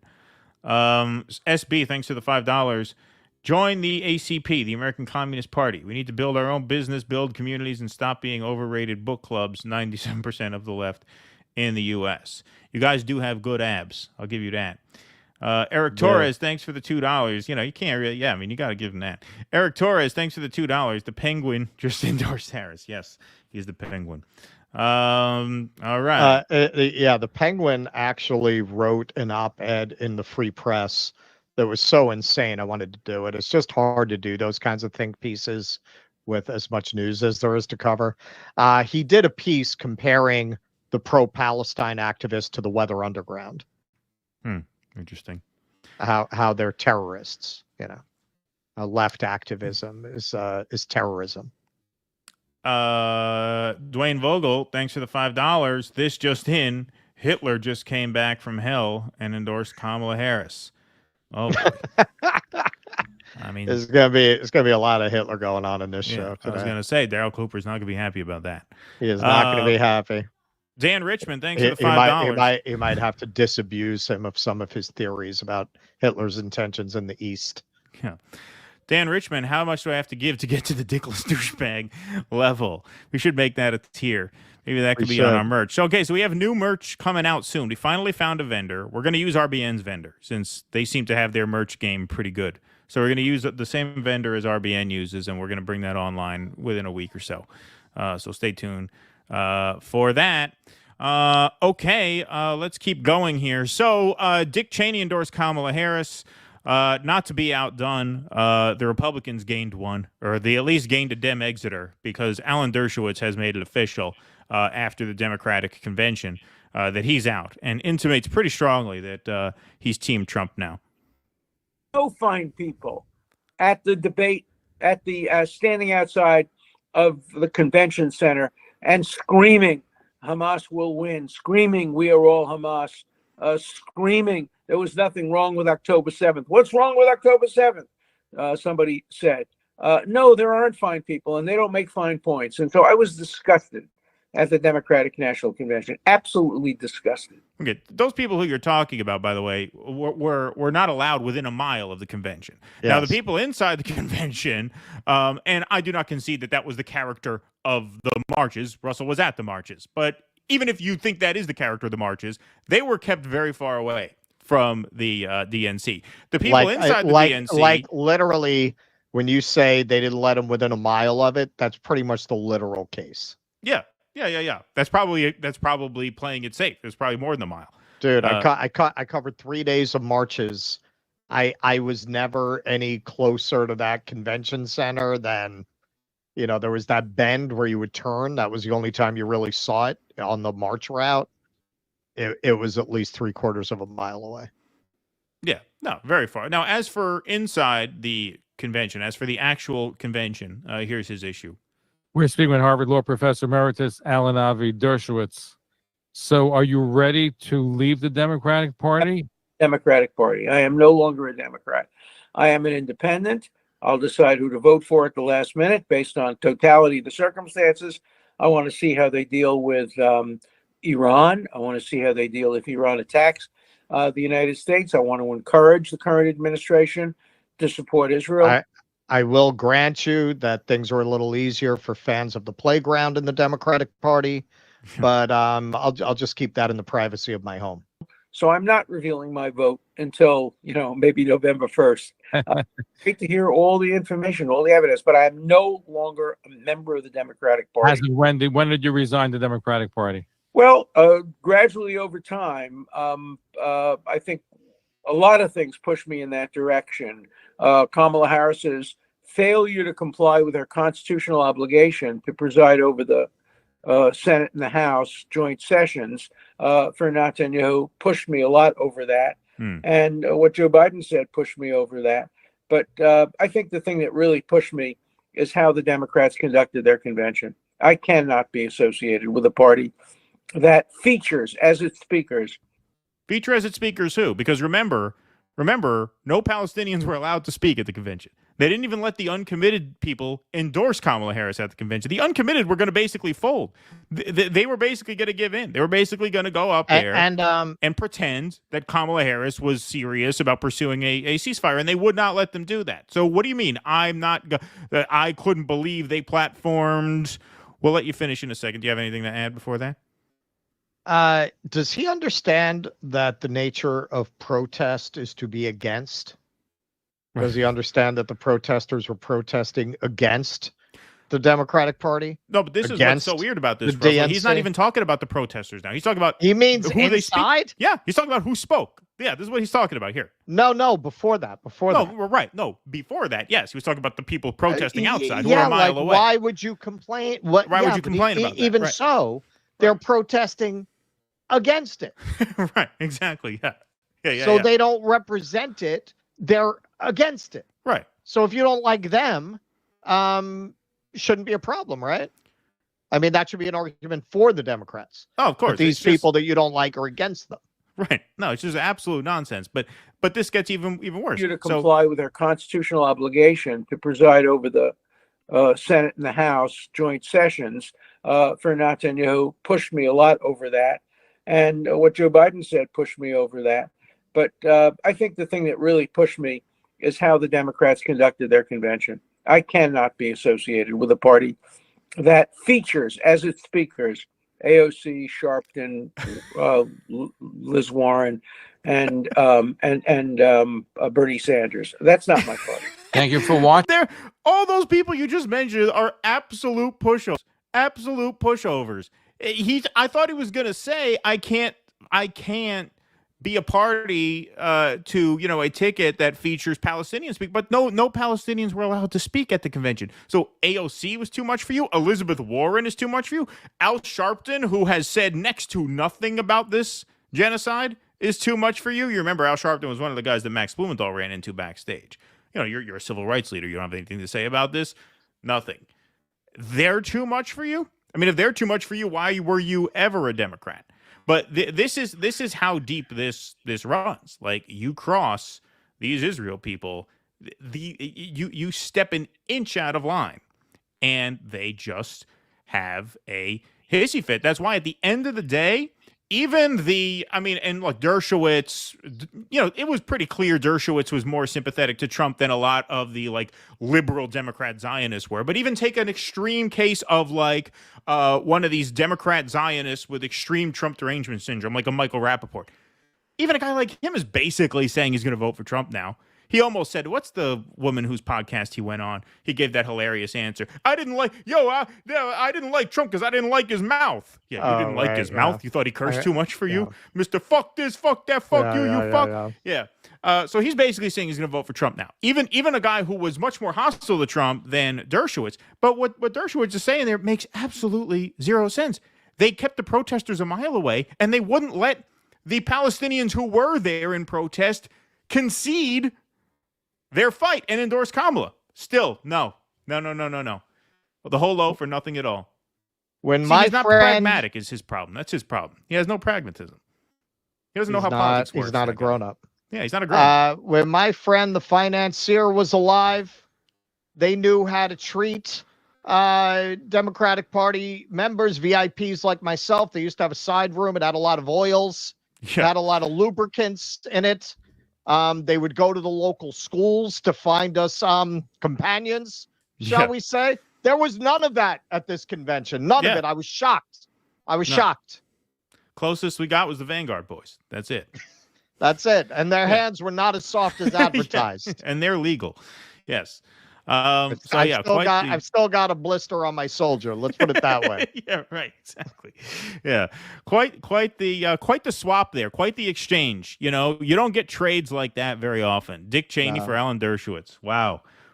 Democrats and Republicans making deals, wheeling and dealing. I'll trade you a Dick Cheney for an Alan Dershowitz.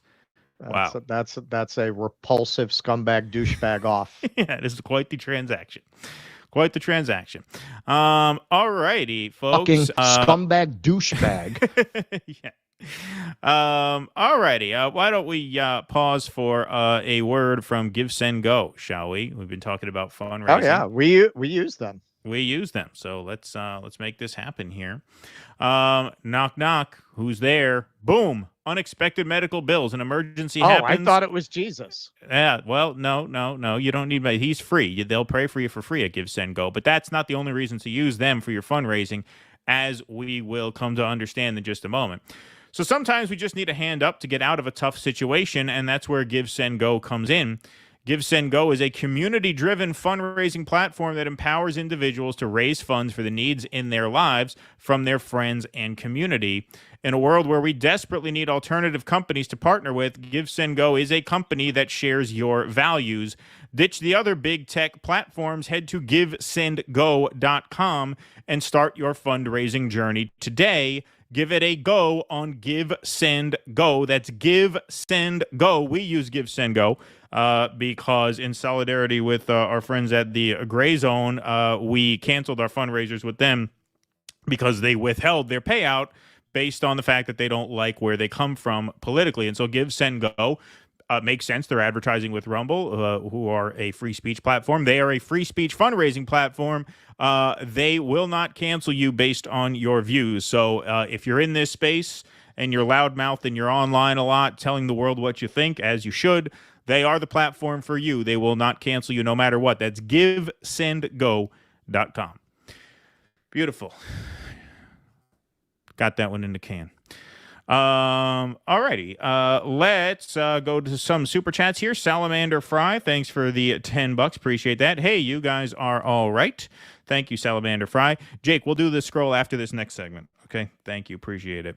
I know I said we were going to do it after this one, but I got a little bit ahead of myself. David Santucci, thanks for the $20. Liz Cheney is right. America is far from a failed state for her and the Dems. That's right. That's right. Yep, she is the beneficiary of the status quo, indeed.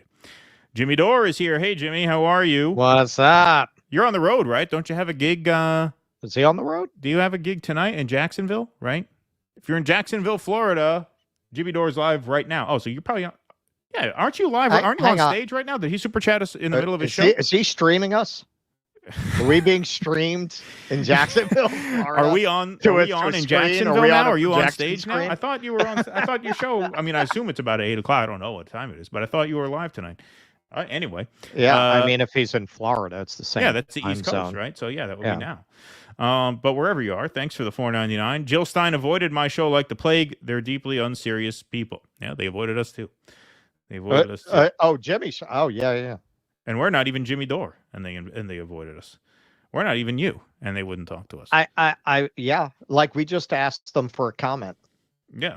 And to not even be like, hey, sorry, we didn't get back to you. Like there's, like 2 weeks ago. Like they never bothered to follow up. NG Hermit, thanks for the $4.99. I thought Cheney died years ago. No, he is still going. He's still going. Only the good die young. That guy keeps kicking. What number hard is he on? Yeah, but he still keeps going. Brandon Guillory, member for 15 months, one of the OG dissident supporters. Thanks, Brandon. Damn, yo. How anyone born after 1990 can see a Cheney endorsement as a positive is beyond me. Thank you very much. Before 1990. Well, I understand. Okay, so you corrected yourself. I would say before or after. It works out. Gus here says he was in Jacksonville last night. Oh, last night. Oh, okay. Okay, that makes sense. All righty. Here, Dubs. Sorry, go ahead. My tour?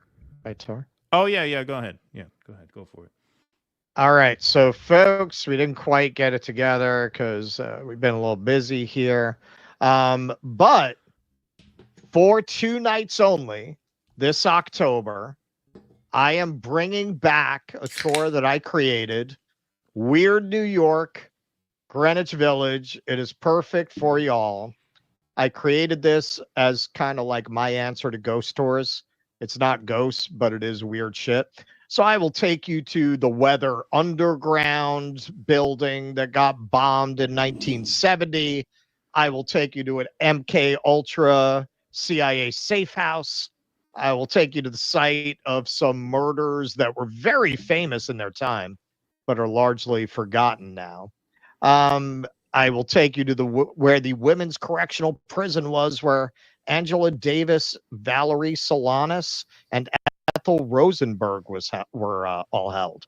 So this is a perfect tour if you're into weird shit and weird historical events. So yeah, only 2 nights. Tickets are on sale now. What is it? October 25th and 26th. 2 nights only. 2 nights only, and very, very limited availability. Tours, the maximum for a tour like this, where I'm going to be sharing like images that everyone needs to see, 30. More than that, it's a mess. So 30 per night, 60 total. So get them while they're hot. We don't have the link tonight because, like I said, we didn't get it together. But if you go into Eventbrite and look up Weird New York, you'll get it. There you go. And we will have the event ready for next time. Yeah, I used to give ghost tours of the city for tons of people during Halloween. It was insane. It was like 50, 60 people. It's too many. It's too many. It's just, yeah. Like if you're showing pictures, which you always are on those kinds of tours, 50's too many. They can't see it. Oh yeah, I didn't show pictures. No, it was a terrible tour we gave, but I made it fun. I mean, people enjoyed it. People would show up half wasted, and you basically make a big joke out of it, and it worked. It was like a traveling like stand-up show, basically. It was fun though. Dubs B, thanks for the $10. DD, are you concerned about censorship of social media platforms under Harris? I think Trump is better for free speech. Well, yes. I mean, I do think that our space is more safe under Trump. Yes, we do. We've said that. And now, more broadly speaking, like when it comes to actually free speech in the real world, like student protests and drawing dick and balls on statues and things like that. No, I think Trump would be as bad, maybe even a bit worse. But when it comes to this kind of shit, yeah, no, absolutely. I think Trump would be less inclined to crack down on scumbag douchebags like us. But despite that, we're still not supporting him, right? See, so just because something's easier for us doesn't mean we'll go that way. But hey, it's hard to say. I think when it comes to like pro-Palestine speech, it's a wash. I think either way, it's going to be hard on people who focus on that. Yes, I agree. Okay. Ravid Laz, thanks for the $1. It said U.S. is the most propagandized people. I'd say Israel, not only have they dehumanized the Palestinians and Arabs, they've monsterized them. Yes, they think they're literal monsters. Yes, no, I agree. I agree with that. Let's see. Kinky, thanks for the $5. I'm leaving Tuesday morning from Palm Springs to get my Nona slice on Bleecker Street. Oh, nice. Do it. Do it. Can't wait. Deep dish last month at Lou's, NYC's finest on Wednesday. Then Kingston, New York on the 28th. I will see you there, Kinky. I will be there. Oh, cool. I will be there on the 28th. That's a great lineup. And I will be in the crowd that day. So we will meet then. Okay. Hillary Hinton, can we get a United States of Scumbag Douchebags DD t-shirt? Yes. Thank you. We are going to be adding more stuff, more merch, because we got a new, more reputable merch vendor. So if you're signed up at the patron level where you get a t-shirt, we will get those sent out to you once we switch vendors, because it was becoming impossible with the old vendor. So we have not forgotten about you. Golnara Marchesi, thanks for the $20 super sticker on YouTube. Appreciate that. Oz the Boomer, thanks Oz for the $20. With heartfelt gratitude, I want to take a moment to thank Keaton and Russell of Do Dissidents for their incredible support and helping my dearest friend Shonda as she faces her battle with lung cancer. Well, it's our pleasure. Thank you for the shout out. But yes, absolutely. Okay. We will. What do we got here? Oh, this one. Okay. So somebody here says, jogged my memory, that Tim Dillon used to be a tour guide in New York. That makes sense. I finally just started reading Chaos, and the guy who wrote Chaos used to be a horse and carriage driver on the night shift. And I think in the era that I was driving, like I might know that guy. Tom O'Neill. Oh, interesting. Like the name sounds familiar, but I mean, there was a big Irish contingent. Half those guys were named O'Neill. Right, but it does sound familiar. Okay, so Jessica M., I'm going to read your Rumble rant now since it's pertinent. I don't have it to put up yet, but Jessica M. says, virtual tour option, please. We are streaming it for patrons on night 2 of the tour. So the second night of the tour will be streamed for patrons. So if you are a Patreon member, you will receive a link to a live stream there. Thank you, Jake. Appreciate that. Awesome. Okay, beautiful. All right, let's get into let's talk some garbage here. See, this now I gotta say it right for the first 15 seconds of the clip, since this is now the first 15 seconds. Talk a little trash here. Kyle Kulinski has a problem. Yeah, he has a problem with his peers in independent media. He thinks it's a cesspool. He thinks independent media is a cesspool. This is in response to the Tenet Media Russian influence scandal, if you will, that has really entangled Lauren Chen, Dave Rubin, Tim Pool, Benny Johnson, and then who's the other guy? Taylor Hansen, who is one of the lesser-known dupes. Didn't know that there was Russian money coming into his channel, but didn't matter. YouTube squashed his channel anyway, which is what I predicted might happen to some of the dupes, even though they're just dupes. Even though they didn't do anything consciously wrong, YouTube crushed them anyway. So here they are in response to that, talking about the corrupt incentives of the cesspool known as the alternative media. So first, Crystal kind of sets up the context of this. Actively, this conservative media company run by Lauren Chen and her husband, Liam Donovan, called Tenet Media, was taking millions of dollars from Russian assets to pay a variety, apparently unbeknownst to them, but to pay Lauren Chen and Liam Donovan, they knew that the money was coming from Russia. The influencers didn't, but to pay this cast of influencers, including Tim Pool, Benny Johnson, and Dave Rubin. Lauren Southern, Taylor Hansen, and Matt Christensen were the others in this cast of characters. The indictment claims, I'm reading from this article now, that the personalities on Tenet were not aware of the backgrounds and intentions of the 2 Russians, and that the funding for this company came through a Canadian shell company from a fake frontman named Edward Gregorian, who did not exist. Okay, so that kind of sets it up. Now we're going to get Kyle's take. I apologize, the volume's a little low. I boosted it as loud as I could. For some reason, it's still low. I don't know what the deal is. Maybe it's a file issue. I just don't understand why the Russians would put this kind of money into promoting Lauren Chen to go talk about drag queens. Yeah. Well, like there's not a lack of people doing that without Russian money. All right, well, look, I'll float a little theory here before we get to this, since we're on this. You know, we just did an interview with David Williams, who was the victim of a sting operation where they were offered an exorbitant amount of money to do certain things that I'm not going to talk about for reasons why we did the show on Rumble. But anyway, point is, an exorbitant, unrealistic amount of money for an act. This kind of has the earmarks of a sting operation, does it not? It's election season. They want to prove that the Russians are meddling. What? I mean, why would the Russians give you $100,000 a video for a video that's not even going to do much? Seems a little fishy to me. Now, we can't prove that. But it seems a little fishy. Yeah, because what's in it for them? Yes. What's in it for them? If the videos are getting such few views. Yeah. Right. Yeah. Right. Yeah, like Lauren Chen in that lane, she was really not very successful in that as that lane goes. Right. Like that, there's a lane, dominated by figures like Matt Walsh. Right. I mean, her view counts were not a pimple on the ass of the people who really traffic in that kind of culture Right. war Yeah. stuff. So anyway, Which didn't do very well. No, I mean, this seems like it could have been a setup. I mean, it seems that way to me. We can't prove that, but I have my suspicions. But anyway, here comes the self-righteous rant from Kyle Kulinski.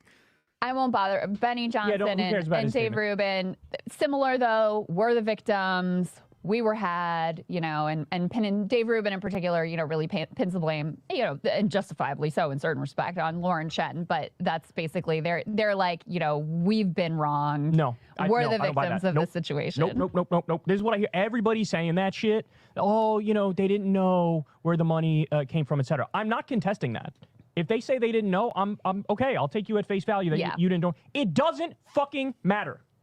I'm in this industry. You're in this industry. You know how I make my money? Patreon donations, $2, $5, $7 a month, tips on YouTube, and then what I call the default ads, which is the Google AdSense teams.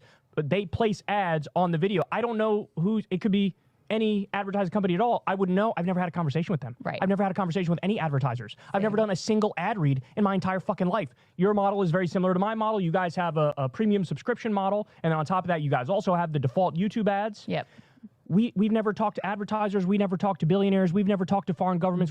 If somebody came up to me, a shadowy figure, I'll give you $100,000 a month. I'll give you $400,000 a month.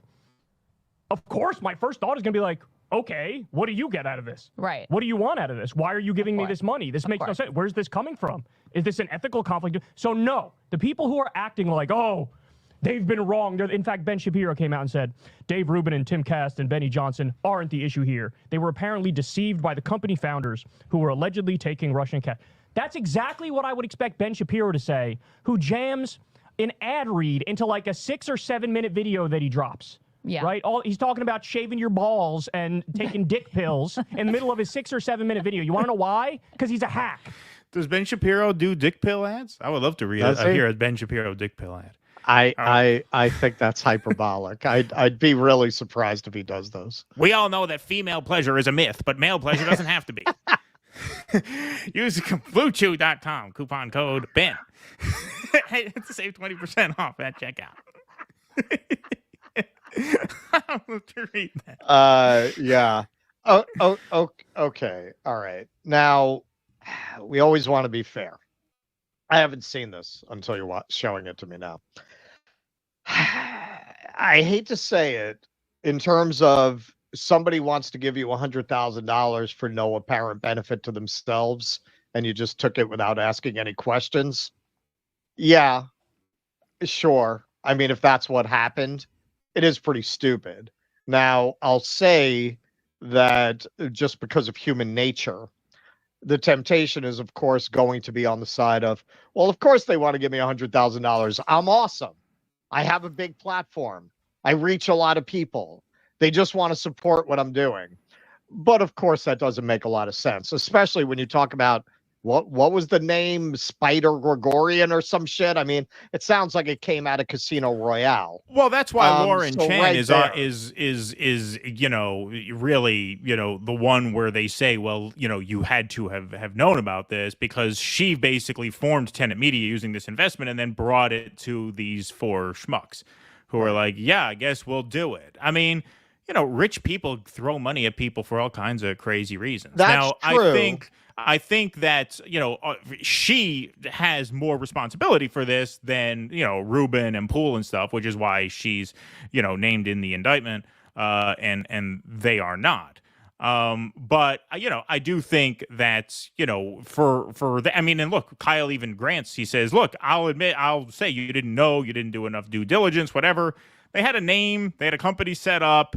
I think she is more definitely liable for this.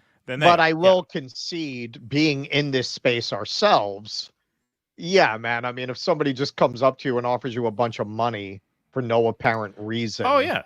Of course. Yeah, like, you have to be much dumber than any of these people are for it not to occur to you that this is shady. So did they get greedy and not really want to know why someone's giving them $100,000 for no apparent reason? Sure. Yeah, I'm sure they did. I'll grant you that. All right, now let me go on here. because he's a fucking sellout. And I'm sick. Look, independent media people, we all used to put ourselves on this pedestal. We're different. We're better. We have ethics. We have morals. We understand the problems with mainstream media. We understand the problems with corporate media. We understand that these guys are sellouts and these guys push a narrative. We're above that. This is the claim. No, the fuck you're not.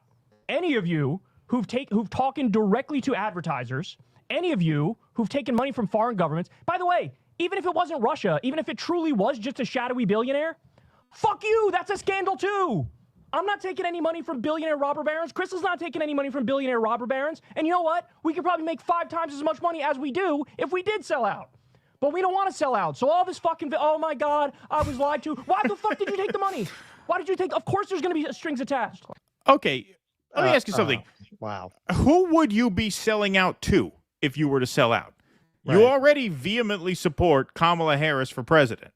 So who exactly is knocking down your door to give you even more money to push an even more pro-establishment narrative? Does AIPAC want you to read J-Date ads? Is that what you're turning down? Is that what you would say? Is that the sellout move that you refuse to make because you're standing on principle? Like, you guys are already towing the party line. You can't sell out when you're already endorsing Kamala Harris for president. Yeah.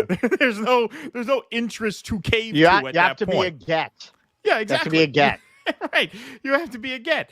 Exactly. All right. So they also mentioned, because this we took a little bit personally on behalf of our friends at Emerald Med, who make a fine line of CBD products.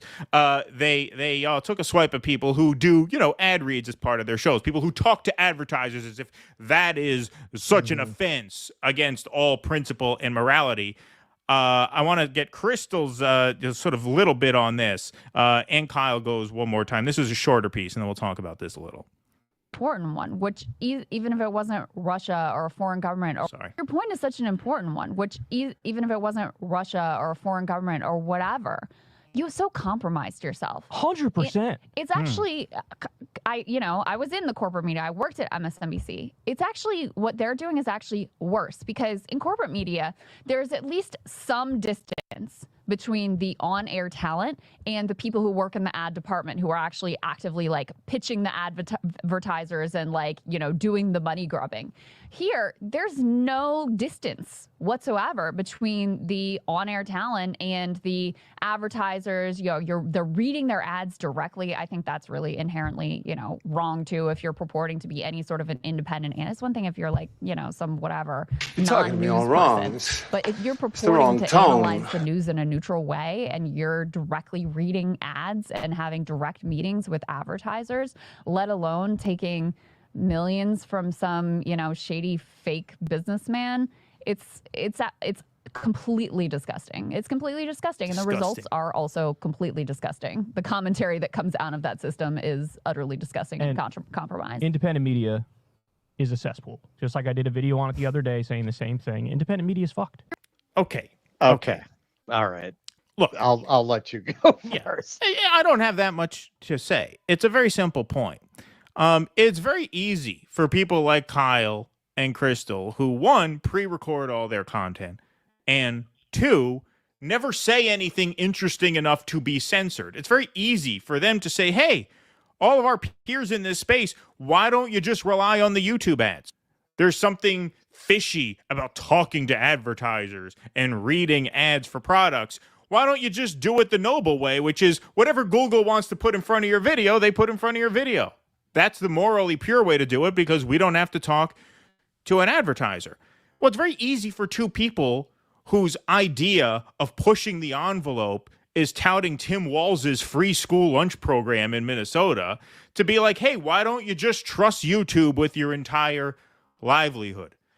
People like us, people like Jimmy, people like Glenn Greenwald, when you say things that could get your videos, if not your entire channels, demonetized at any point, you have to insulate yourselves from that. You have to, what they call in the business, diversify your revenue, because you can't count on Google to always be there for you. Kyle can, because Kyle's never going to say anything to get demonetized or censored. You're allowed to praise Tim Walz. It would be like giving a strike to Quaker Oats. Yeah, exactly. Sam Cedar, same thing. Never going to get demonetized on YouTube. Never going to be censored. You're allowed to say and on YouTube. So Sam Cedar is totally safe. But when you actually do stuff that pushes the envelope, you have to build infrastructure around your project that insulates you from those consequences. Because here, you know what? You shouldn't even be in here right now, but I'll bring you on for this. You know, some of us have these guys to take care of, and some of us who don't have these guys to take care of, if you're running... And some of us use these guys as props to sell products. Right, exactly. Some of us have these guys to take care of. Some of us have staffs to pay, right? I mean, Jimmy says, and, you know, I won't say anything that, you know, he said private offline, but he says this online. He says, you know, half my videos on Israel-Palestine get demonetized. So he has a staff to pay. He has people who can't afford to work for free because YouTube won't monetize his videos. So that's why you do the ad reads who sponsor free speech programs through Rumble and things like that. That's why you do them. It's very easy to be a completely non-threatening milquetoast host and say, why not just settle for what YouTube gives you? Why do you have to contact advertisers, right? Yeah. Well, especially coming from these two. Yeah. You went and told your audience that Marianne Williamson was the path to political maturity. Right. Exactly. That was a serious political project to get involved in. And you're going to sit here and talk about independent media being a cesspool. You've both, to a lesser extent than some, but certainly to some extent, been crying a lot of crocodile tears about Gaza over the last 10 months. Right. And all Kamala, you talking about first you were against Jill Stein and for Marianne, and then I don't know, did Kyle go over to Jill Stein after Marianne was out? Right. And now, hey man, school lunch, and that's it. That's all it took. And you're gonna, yes, independent media is a cesspool. You are part of the problem. Right. You are part of the cesspool. Looking at even his other video, I don't disagree with everything that he was saying in terms of there being, of course, there are a lot of grifters in this space. You're one of them. You're one of them. Go look up my video, our video.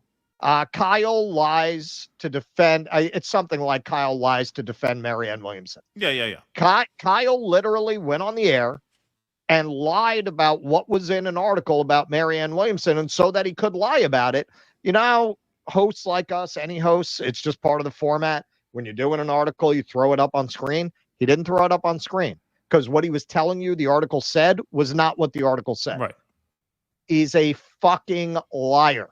He was willing, on behalf of a just absolute nonsense vanity campaign from, according to people who have worked for her across 30 years, an unstable narcissist who's has a long history of almost identical stories of staff abuse across 30 years in different organizations. You tried to tell your viewers that that was a worthwhile political project for them to put their time into, for them to put their money into. You mocked people who didn't want to get on board with that, who were skeptical of it as not serious political actors. So the cesspool is you and others, sure, others. But for Kyle fucking Kulinski and Crystal Ball, who told people to back Marianne Williamson as a serious political project, that's pretty rich for him to be getting out there and pulling the Oprah later in her career. I had no idea there were lesbian nuns in this space. Right, I'm shocked to find out there's gambling going on in this establishment. Kyle, Crystal, you're as big a whore as this space has ever produced. So for you two to be talking about this, it's a legitimate subject, but you're maybe not the right messengers.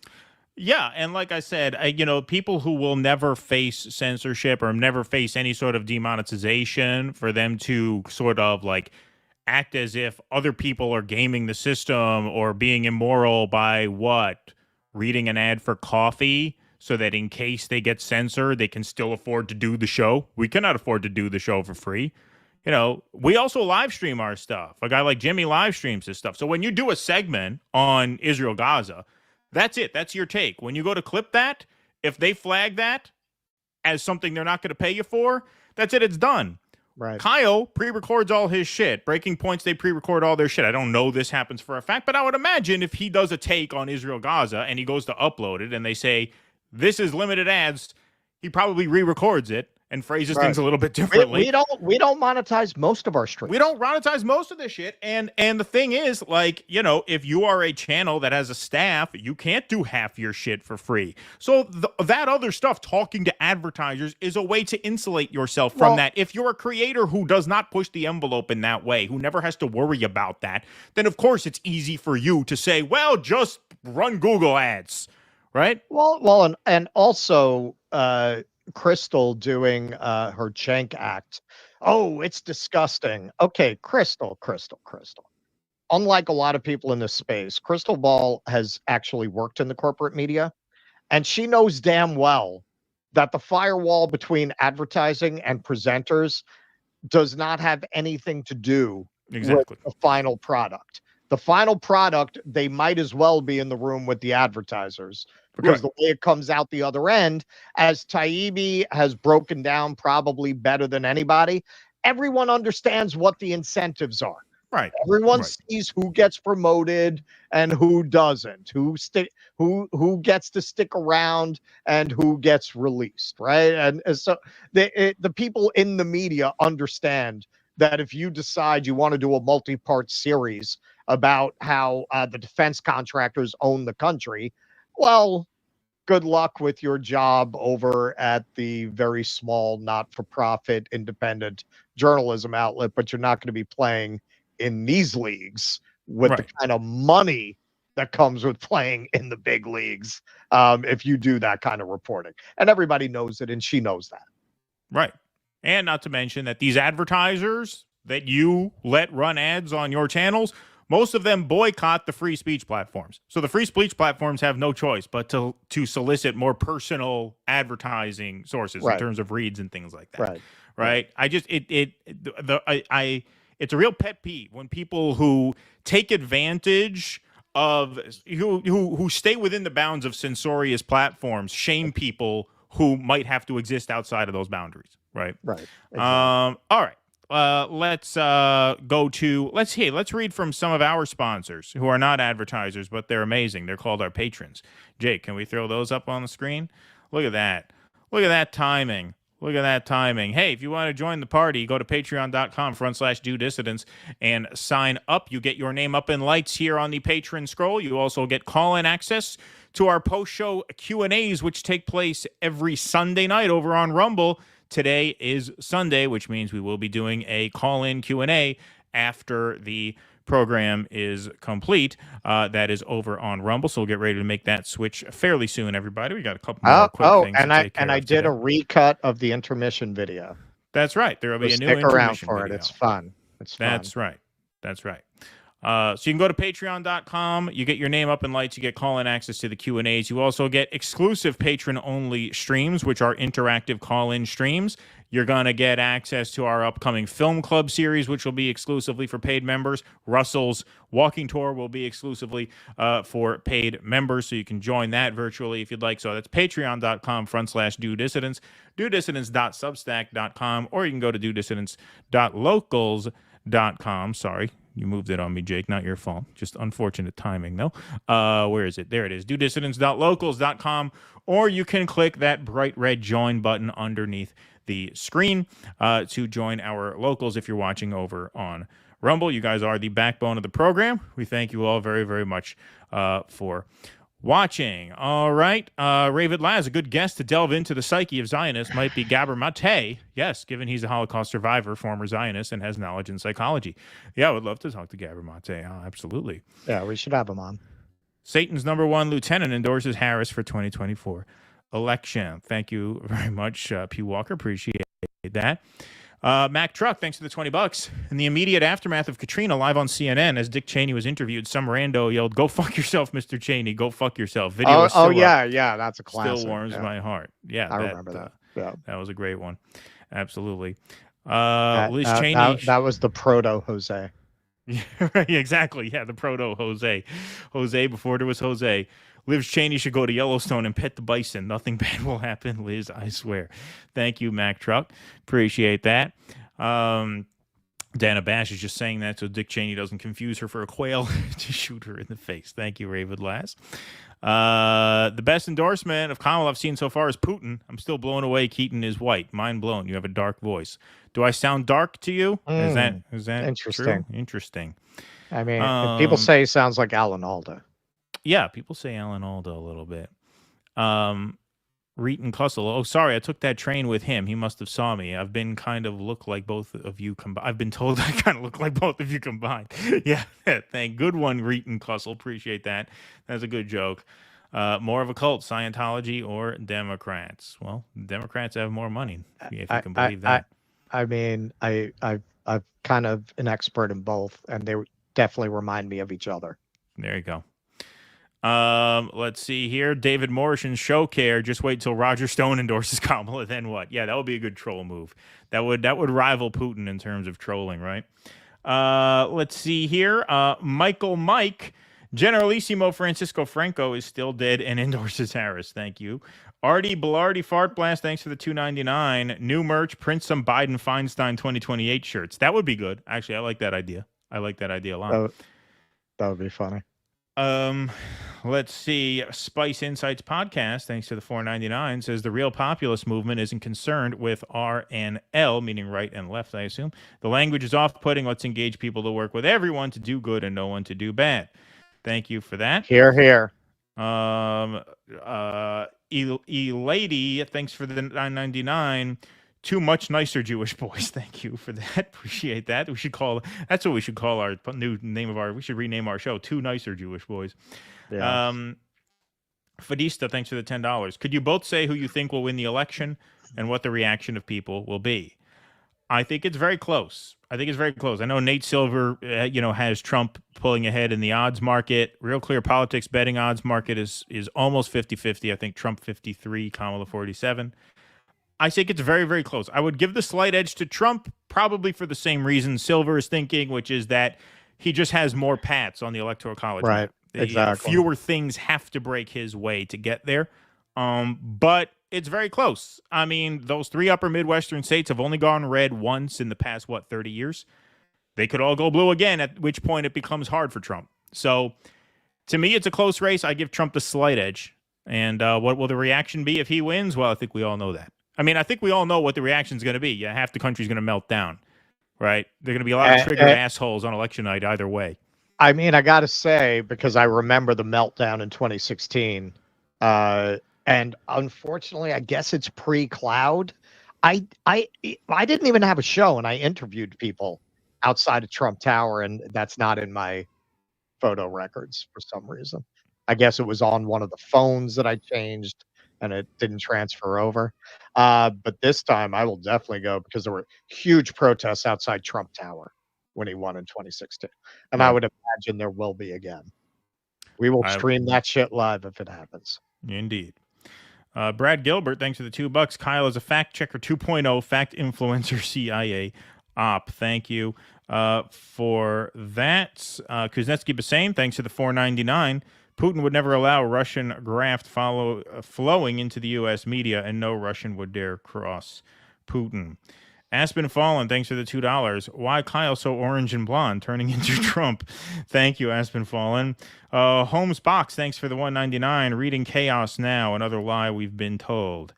Kyle's become a duopoly clown for free, says Brandon Guillory. Thanks, Brandon. Thanks, James Starks, for the $5 super sticker.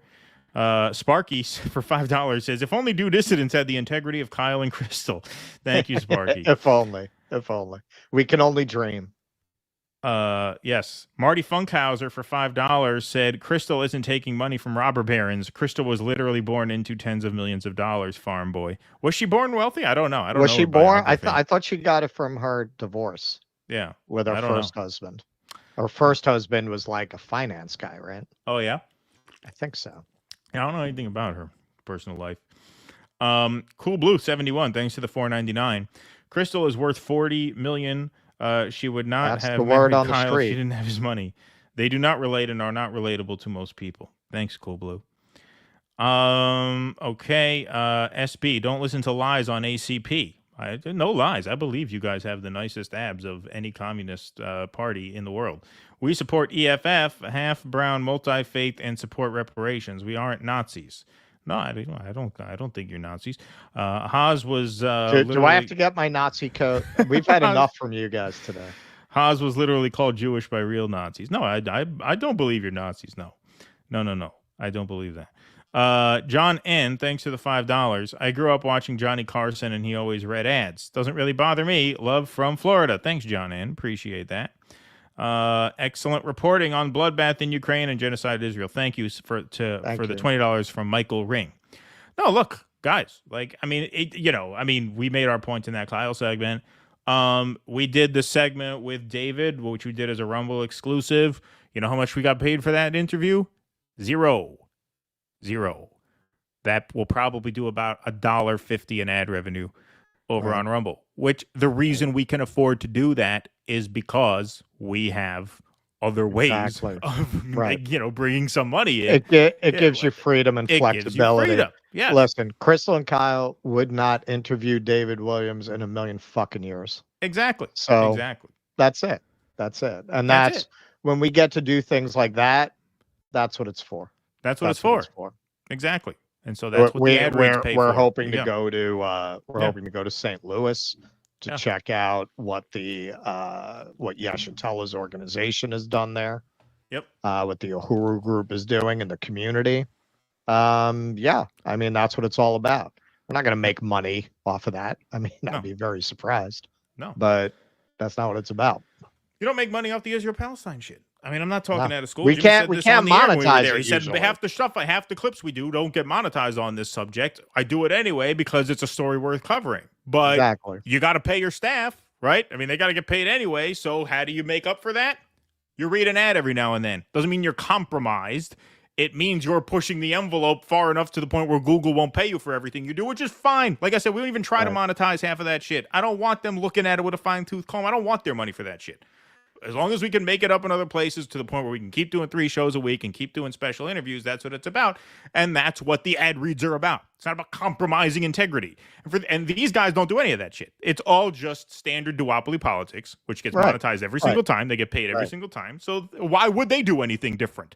But they're so closed-minded. They don't see it as, in their mind, anybody who does it any way but ours is compromised in some way. All right. We are about to, speaking of audience capture, we are about to not fall for that at all. Christos, thank you, Russ and Keaton. Thanks for the $2. All right, I'm getting ready. Artie Barty Flart Blast. I am no Katzenberg, but here's $2.99. Now say this. There you go. We said it for $2.99. Jimmy Dore again. Thanks, Jimmy. So I guess you're not on stage in Jacksonville. Hope the gigs went well. Kyle married into $40 million. I guarantee he's being boosted by a DNC donor somehow. His channel was dead for 2 years, and all of a sudden he's adding 30,000 subs a month. Something ain't right. But there's something. I remember we talked about this. I think a big part of it is that, but I also think when he boosted Marianne, he got a big bounce in subs. He went from like 970 to 1 million.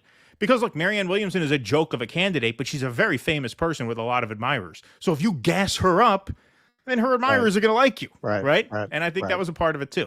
Yeah. Right. And, whether he's on a different algorithm, you're a veteran of this game more than we are. But, I believe you. There's a corporate algorithm and an indie algorithm, and he could very well be on that too. I think that's a total possibility. I mean, why would people watch him? Right. It's like watching paint dry. Right. Lex Friedman, he's another one. Oh, yeah. I mean, I'm pretty sure Japanese technology is at the level where they could just program a humanoid robot to do what that guy does. Right. Yeah. Eric Rousseau, I need a shirt with young Russell with a scotch and a cig on it. Yeah, there we go. I can make that a t-shirt. There's a lot of merch ideas we could do. That would be good. Let's see. Noah Goop, did you see the video of Dershowitz deflecting Epstein allegations against him and spinning it into a burn of pro-Palestinian feminists? I believe we did. Yes, I believe we did see that one. I remember that one. Dershowitz will vote for who will have the highest projected body count. They all get wholesale dildos from Shmuley. Thanks, Eric Russo. Appreciate that. Shonda and loved ones should look into medical tourism, Raven Laz. Cuba has lung cancer specific vaccines, medicines, and no doubt will be very affordable for an American. Just wanted to put it out there. Yeah, you can contact her on Twitter as well. Thank you, Raven. Let's see here. Miserable Lib. I'm sure the Vanguard boys will have a takedown video of you two tomorrow for this. Those guys stay on Nick more than Crystal. That's funny. Well, I mean, we'd be honored. They do. Damn, dude, dissidents are a couple of coffee grifters. Thanks, Kyle, for the heads up. Grifters. I got you, Eric. Thank you. Okay. All right. Let's see here. All right. Why don't we get into this next segment a bit here? Okay. Where are we here? Did you have this? Okay, perfect. All right, folks. So Tucker Carlson recently interviewed a popular historian named Darry Cooper. Darry Cooper has been described as Blackwater meets Oktoberfest. That's how you should think of Darry Cooper. And so, well, that's what it says on his Twitter profile, right? Yeah, that's in his bio. Blackwater meets Oktoberfest. Russell, go ahead, take this away.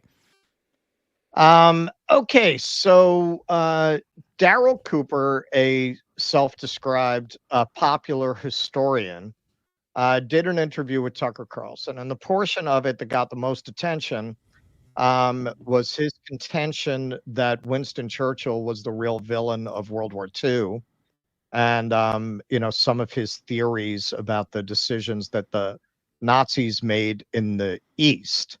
So this is just a quick segment. Be stupid, be a smarty. Come and join the Nazi party.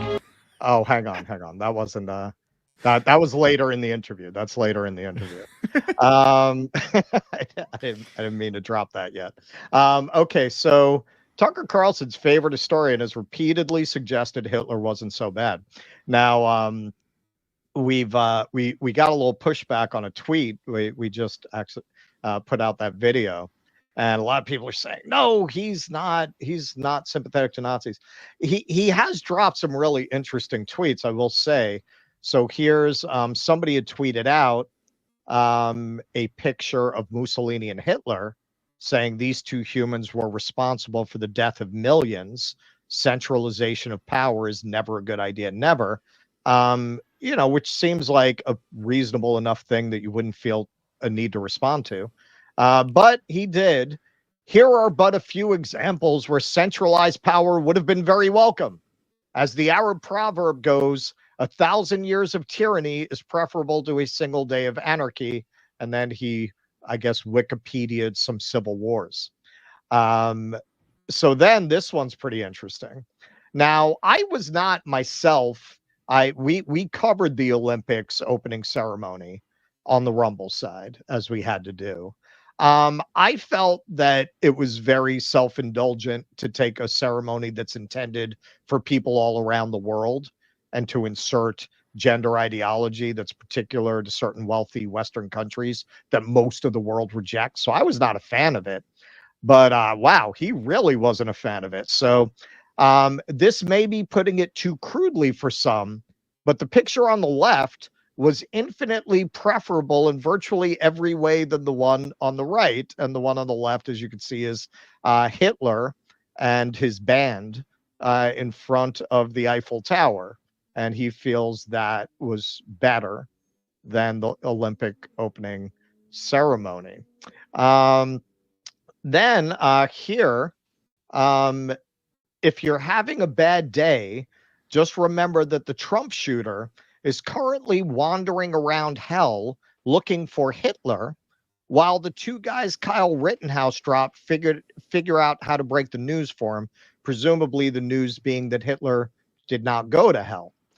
And yet many people seem to be claiming that calling him a Nazi sympathizer is just corporate media propaganda or something. I'm not quite clear on what the argument is, but it seems like he's telling you pretty openly that he thinks Hitler's a righteous dude.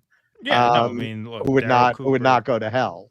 While the guys Kyle Rittenhouse dropped would. And hey, I mean, the guys Kyle Rittenhouse dropped were not good guys, but one doesn't really have anything to do with the other. He keeps a So DVD copy of Schindler's List in his sock drawer so his wife won't find it. You know, doesn't want to have to explain that to her. he really likes that shower scene. Yes. Which David Cooper's favorite sex position is the curb stomp. Did you guys know that? Yeah, I still haven't found anyone who can explain to me why Spielberg shot that with like that gauzy lens with the Vaseline on the lens. Yeah. All right, so Tucker did an interview with him, and he prefaced it saying Darry Cooper may be the best and most honest popular historian in the United States. His latest project is the most forbidden of all, trying to understand World War II. You know, this just it ruined Swanson TV dinners for me, Tucker. All right, so let's see how Mr. Cooper opened. Talking about the interwar period. Okay, so here in his setup, he talks about the issue that he has with how the Nazi era is framed in regards to the German people. If you start talking about the interwar period and how the Weimar culture, you know, after the First World War led to something like the rise of the National Socialists, and why the people who embraced that movement did embrace it in a way that's not just, you know, was because they were, you know, you had this country, Germany, a sophisticated cultural, you know, superpower that was fine. And then they all turned into demons for a few years and now they're fine again. Like that's sort of the official story. And I think deep down, we all know that makes no sense.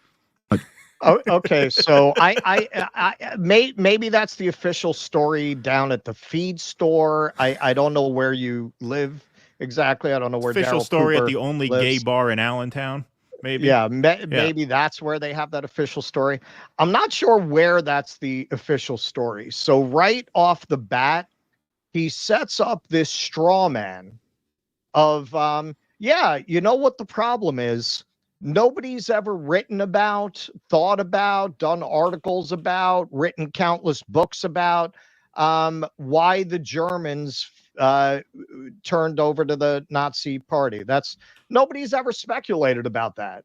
Everyone's idea is that one day it was all strudel and lederhosen, the next day it was all zig hail and goose stepping, and then they recovered their senses. No, that is exactly how people understand that period. It's not like this is the most written about subject in literally human history, how the Germans became Nazis, how this sensible, cultured people became Nazis. But let's take a look at some rare speculation on this.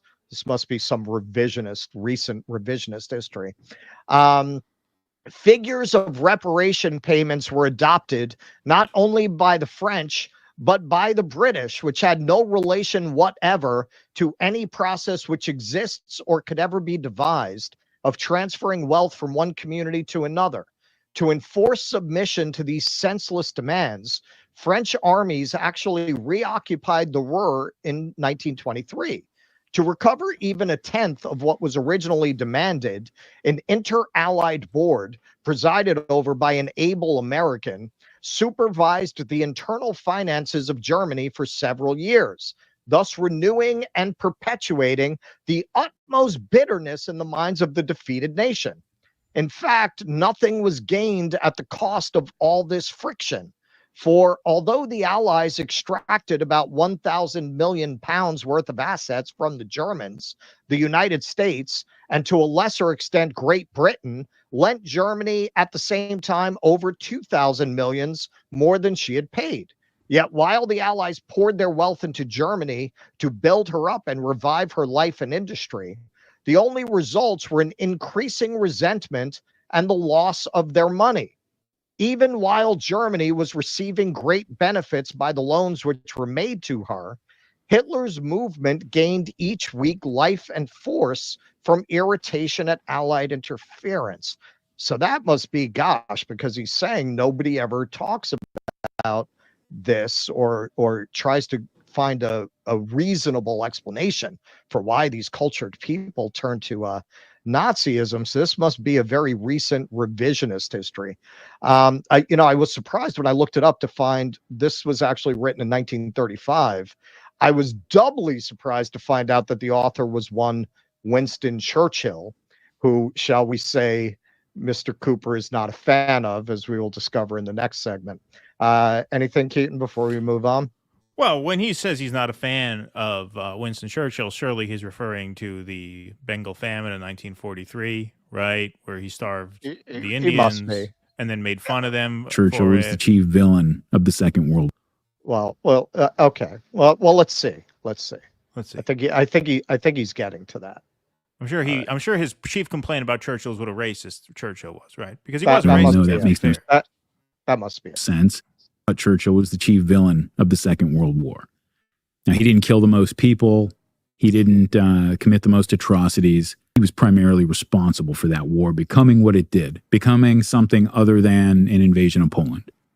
Look, they put... Okay. So I think after this, he's going to get into that because, the left has been criticizing Churchill for over 100 years. They still hate him in Wales because when he was the Home Secretary, he sent in the troops and he sent in the police to break strikes, to attack trade unionists. Some were killed. When he was the Secretary of State during the Irish War for Independence, he sent in troops known as the Black and Tans. He advocated for the aerial bombing of Ireland. He had racial views that were not very much different from Hitler's. He literally believed that white Protestants were at the top of the racial hierarchy, that Indians were better than Africans, and so on. Not very much different. He did advocate for gassing tribal peoples who were rising up against the empire. He was to the right of even other Tories regarding releasing India and giving it its independence. And many people dismissed his warnings about Hitler because he had been so insane about Gandhi. He had been so vituperative about Gandhi that they just wrote him off as a crank when he started talking about Hitler. He denied the Bengali famine because he said, sneeringly, that if there were really a famine, why is Gandhi not dead yet? So quite the vile person. Quite the vile person, and I'm sure this guy takes issue with that. Yeah. I mean, the left has been screaming about this for 100 years. So I was so excited to find out that Tucker was going to put on a historian who was finally going to delve into the reality of Winston Churchill and the kind of guy he was and take him to task for his virulent racism, which I think even today most people don't really know about. Now, before we play this, I just want to say, I hope he gets into that because in that first bit, it seemed like his biggest criticism of Churchill is that he fought the Nazis. It seemed like he was going that way. I'm hoping this is going to turn around, though. Let's see what he says. Put themselves into a position. Now this here, this is about the Nazis. This is about the Nazi invasion of Russia. He gets back to Churchill later. Yeah, they put themselves into a position, and Adolf Hitler is chiefly responsible for this, but his whole regime is responsible for it. That when they went into the East in 1941, they launched a war where they were completely unprepared to deal with the millions and millions of prisoners of war, of local political prisoners and so forth that they were going to have to handle. They went in with no plan for that. And they just threw these people into camps, and millions of people ended up dead there. You have they ended up dead. You have like letters as early as July, August 1941 from commandants of these makeshift camps that they're setting up for these millions of people who are surrendering or people they're rounding up. And so it's 2 months after, a month or two after Barbarossa was launched. And they're writing back to the high command in Berlin saying, we can't feed these people. We don't have the food to feed these people. And one of them actually says, rather than wait for them all to slowly starve this winter, wouldn't it be more humane to just finish them off quickly now? And so this is like 2 months into the invasion, right? And like my view on this, I argue with my Zionist interlocutors about this all the time with regard to the current war in Gaza. Look, man, like maybe you, as the Germans, you felt like you had to invade to the east. Maybe you thought that Stalin was such a threat, or that if he launched a surprise attack and seized the oil fields in Romania, that you would now not have the fuel to actually respond, and you'd be crippled, and all of Europe would be under threat, and whatever it was that, like, maybe you thought you had to do that. But at the end of the day, you launched that war with no plan to care for the millions and millions of civilians and prisoners of war that were going to come under your control. And millions of people died because of that, right?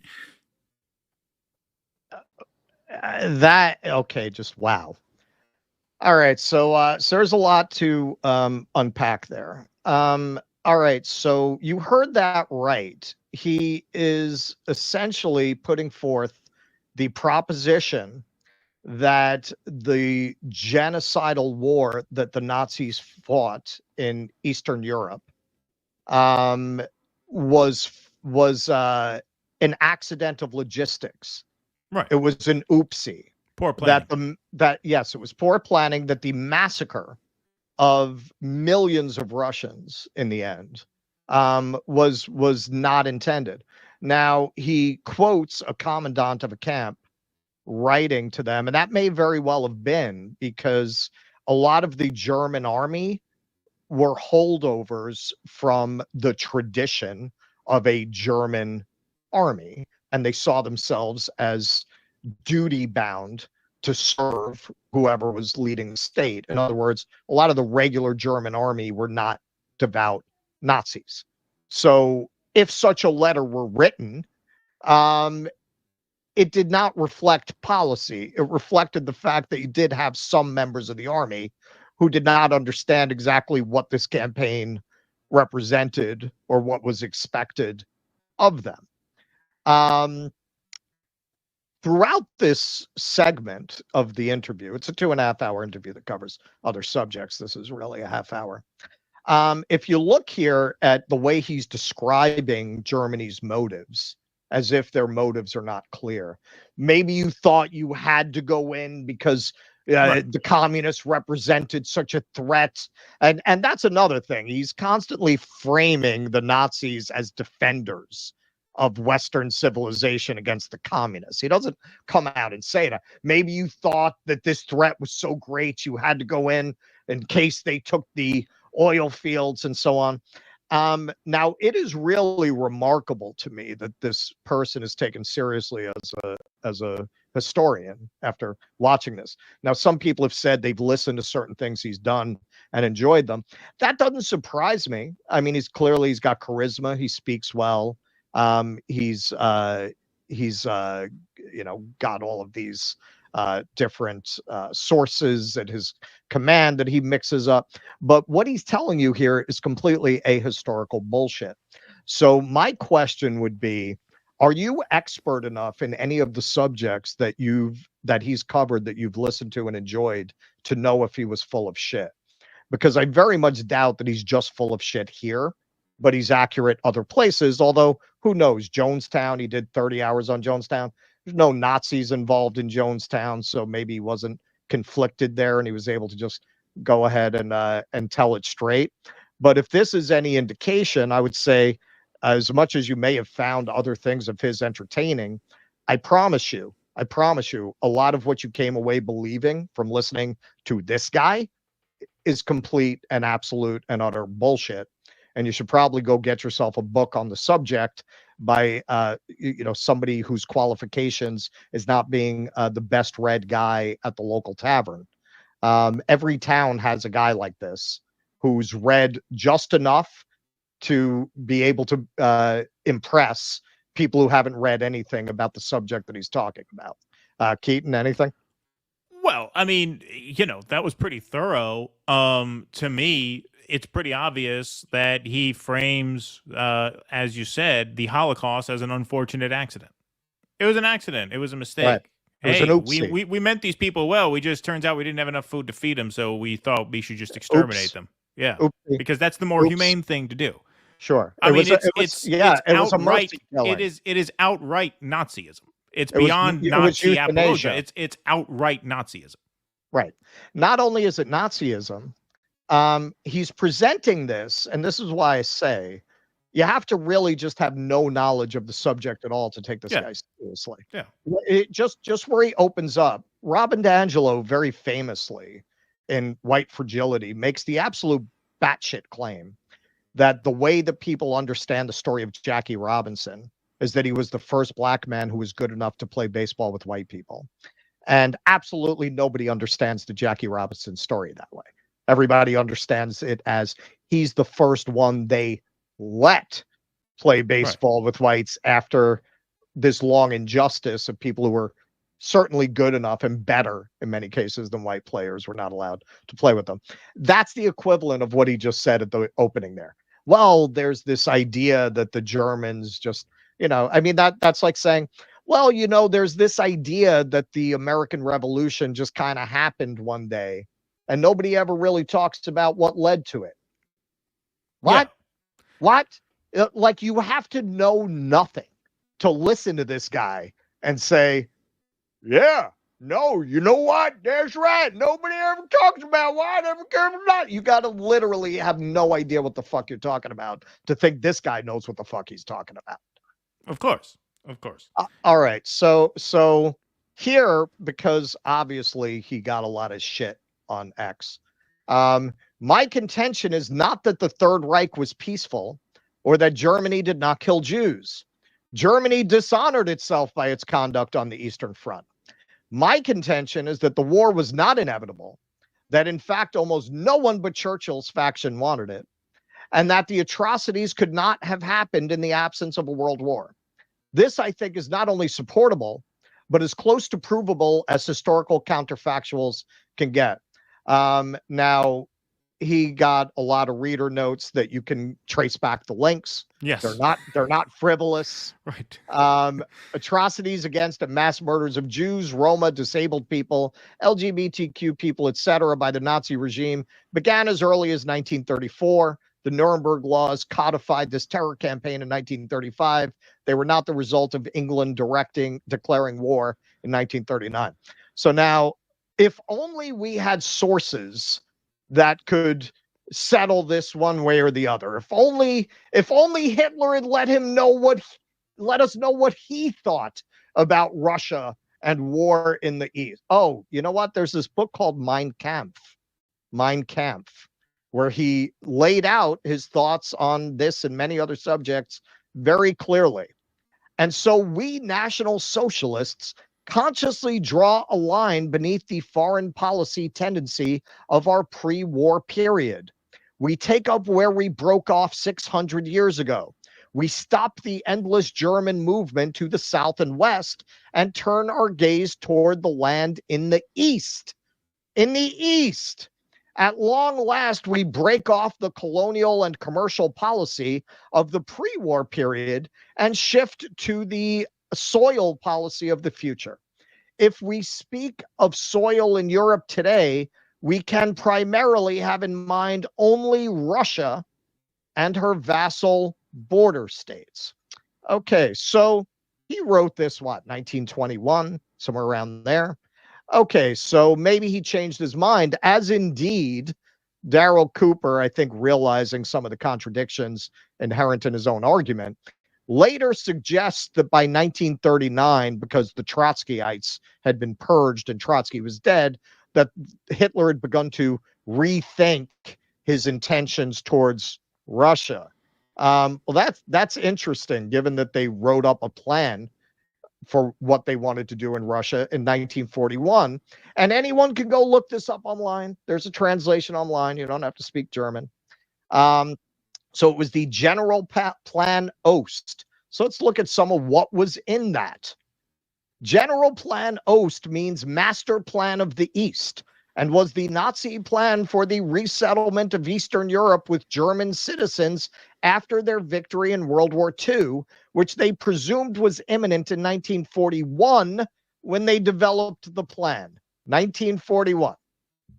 The territories they were prepared to take over and occupy were Poland, Lithuania, Latvia, Estonia, Belarus, and parts of Russia and Ukraine. Just like he said in Mein Kampf.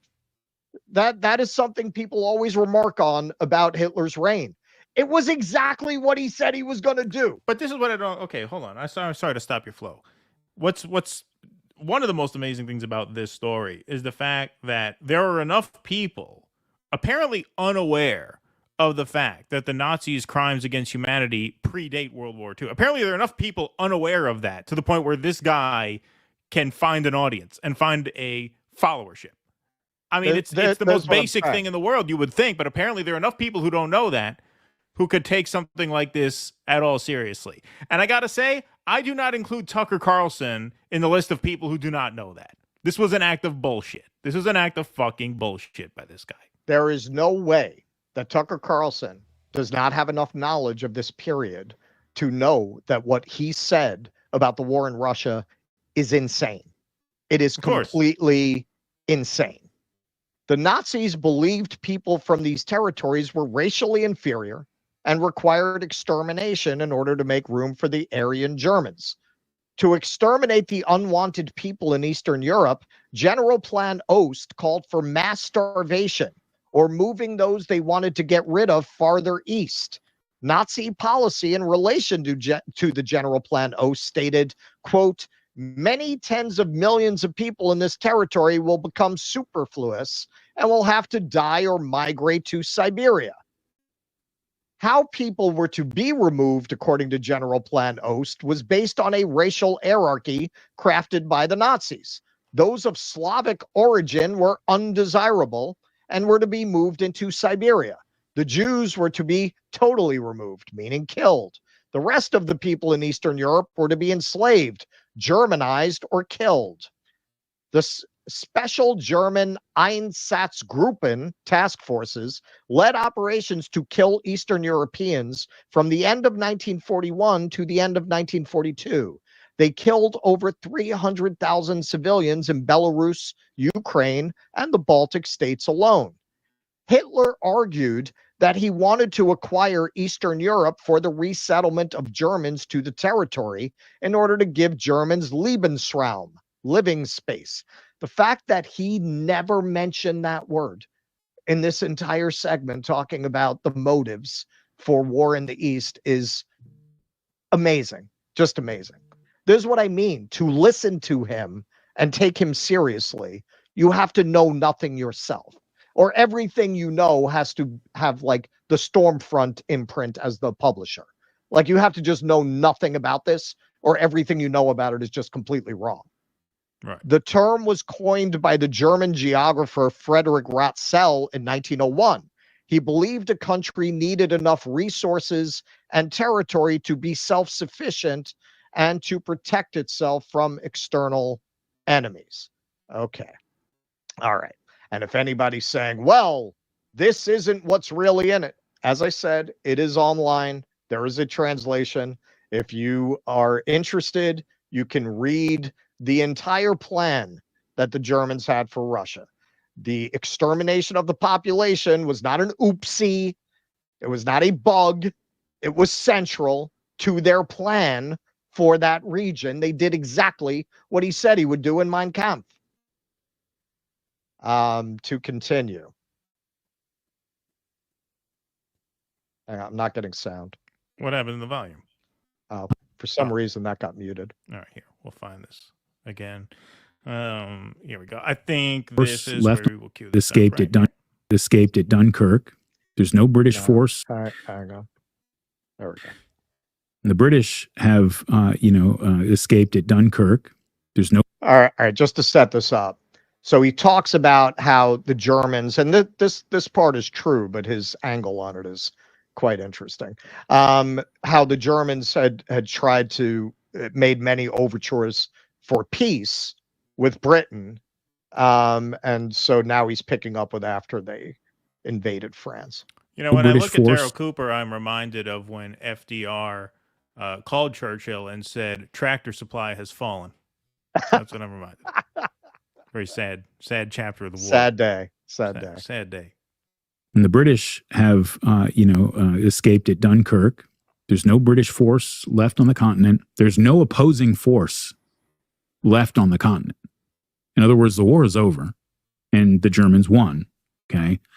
But by what point? Fall of 1940, right? So there's literally no opposing force on the continent.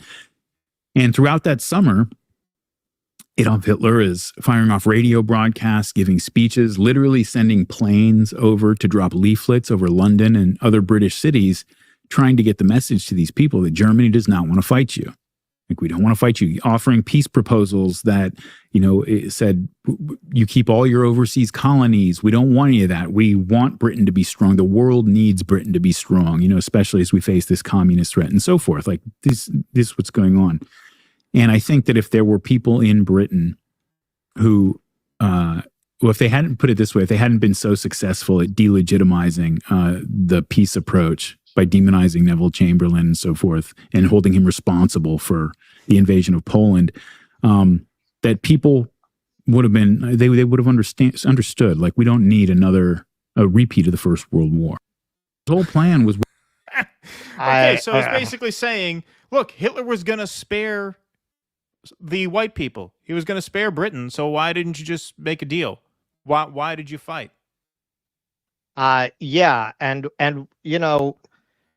he does have a valid point here that the British never tried to make peace with Hitler and had every reason to believe he would honor treaties.